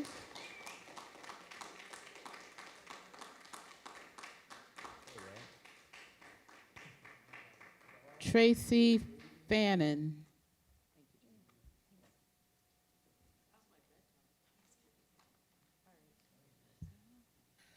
Thank you so much for giving me a few minutes. I'm just going to make it short. I was going to say a lot of different things, but I just wanted to let you know that I'm really upset, but I'm going to try to make it all positive because that's about life. A kid could stand in the classroom and say, sit down and shut up, and stand in your face, and you're going to sit down because that child has more control now than you do. But you are supposed to still try to make that child feel like they're included. But we do have new things, new challenges. We've got gun violence. People are talking about bringing guns to school, and we got to report things because we don't want something to go the next step. We don't want to be the one where we didn't do what we needed to do, and the next day, 13 students died. So I'm a positive person, but I have to say that I decided for the last 3 months. My name is Tracy. I forgot to introduce myself. I'm a little tired. Fannin is my last name. I'm Irish. I don't drink.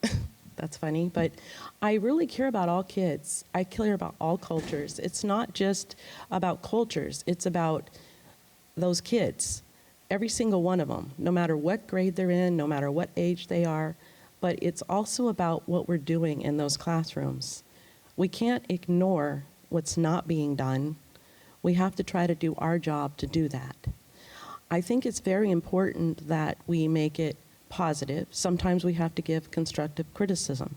However, it's also very important that we're honest and we tell the truth, that we don't blame someone else because we lacked in doing something that we should have done. We don't turn around stories and make people feel horrible. So I subbed in pre-K through 12th because I wanted to get to know Oceanside. I wanted to get to know the students. I wanted to get to know the people. I'm a highly qualified teacher. I've got a dual master's degree. I didn't have to substitute teach, but I knew I was new here. I knew I had to get to know you and the children. There's a lot of challenge now. It's not like it used to be. I've been in education for a while. I only took out a little while because I am a victim of identity theft. I went through a process. I won't go over here. If you want to know about my story, I'll tell you. It's a very unique one. I made it through it. But it's something that doesn't happen to too many people. And I made it through that too. I made it through many things. I don't believe that it's a bad thing to say you're a global leader or a global change agent if you look at it in the way you need to look at it. You're looking at it in that classroom because each student is different cultures, and you're going to help each one of them. I'm not going to ignore one of the cultures because there's a different culture in my room. I'm a global leader because I'm going to help each one of them that need that help. I'm not always 8 legs and 8 arms. I'm not an octopus, so I have to get around and do the best I can. However, I don't deserve to be let go. 3 minutes are so up. I want to sum it up. Your 3 minutes is up. I'm going to agree that a substitute teacher is not my job. Is that our last public comment? Nope. Nope. Okay. I would like to Allison The next Nino, speaker. Well, I know the dog Patty part. K. You only have 3 minutes. I have a master's in educational leadership. I heard you, and you Dual- only have 3 minutes. And Do I'll we have tell you about anybody my else traveling tonight? around the world later. No, you can't do that. She should have got to. Is there anybody else? I just want to say that there is a real good role model for your LGBTQ community that I want you to be aware of, and I don't know who your role model is. But he is a very accomplished, well-respected gay man, and he said on national television this week or last week that the only flag that he would be flying this month was the American flag. And I want to leave you with that thought. We are Americans. That's what keeps us together. These other groups divide us. He is an American first. Thank you. Thank you. Is that it? All right. I adjourn the meeting at 9:54 p.m.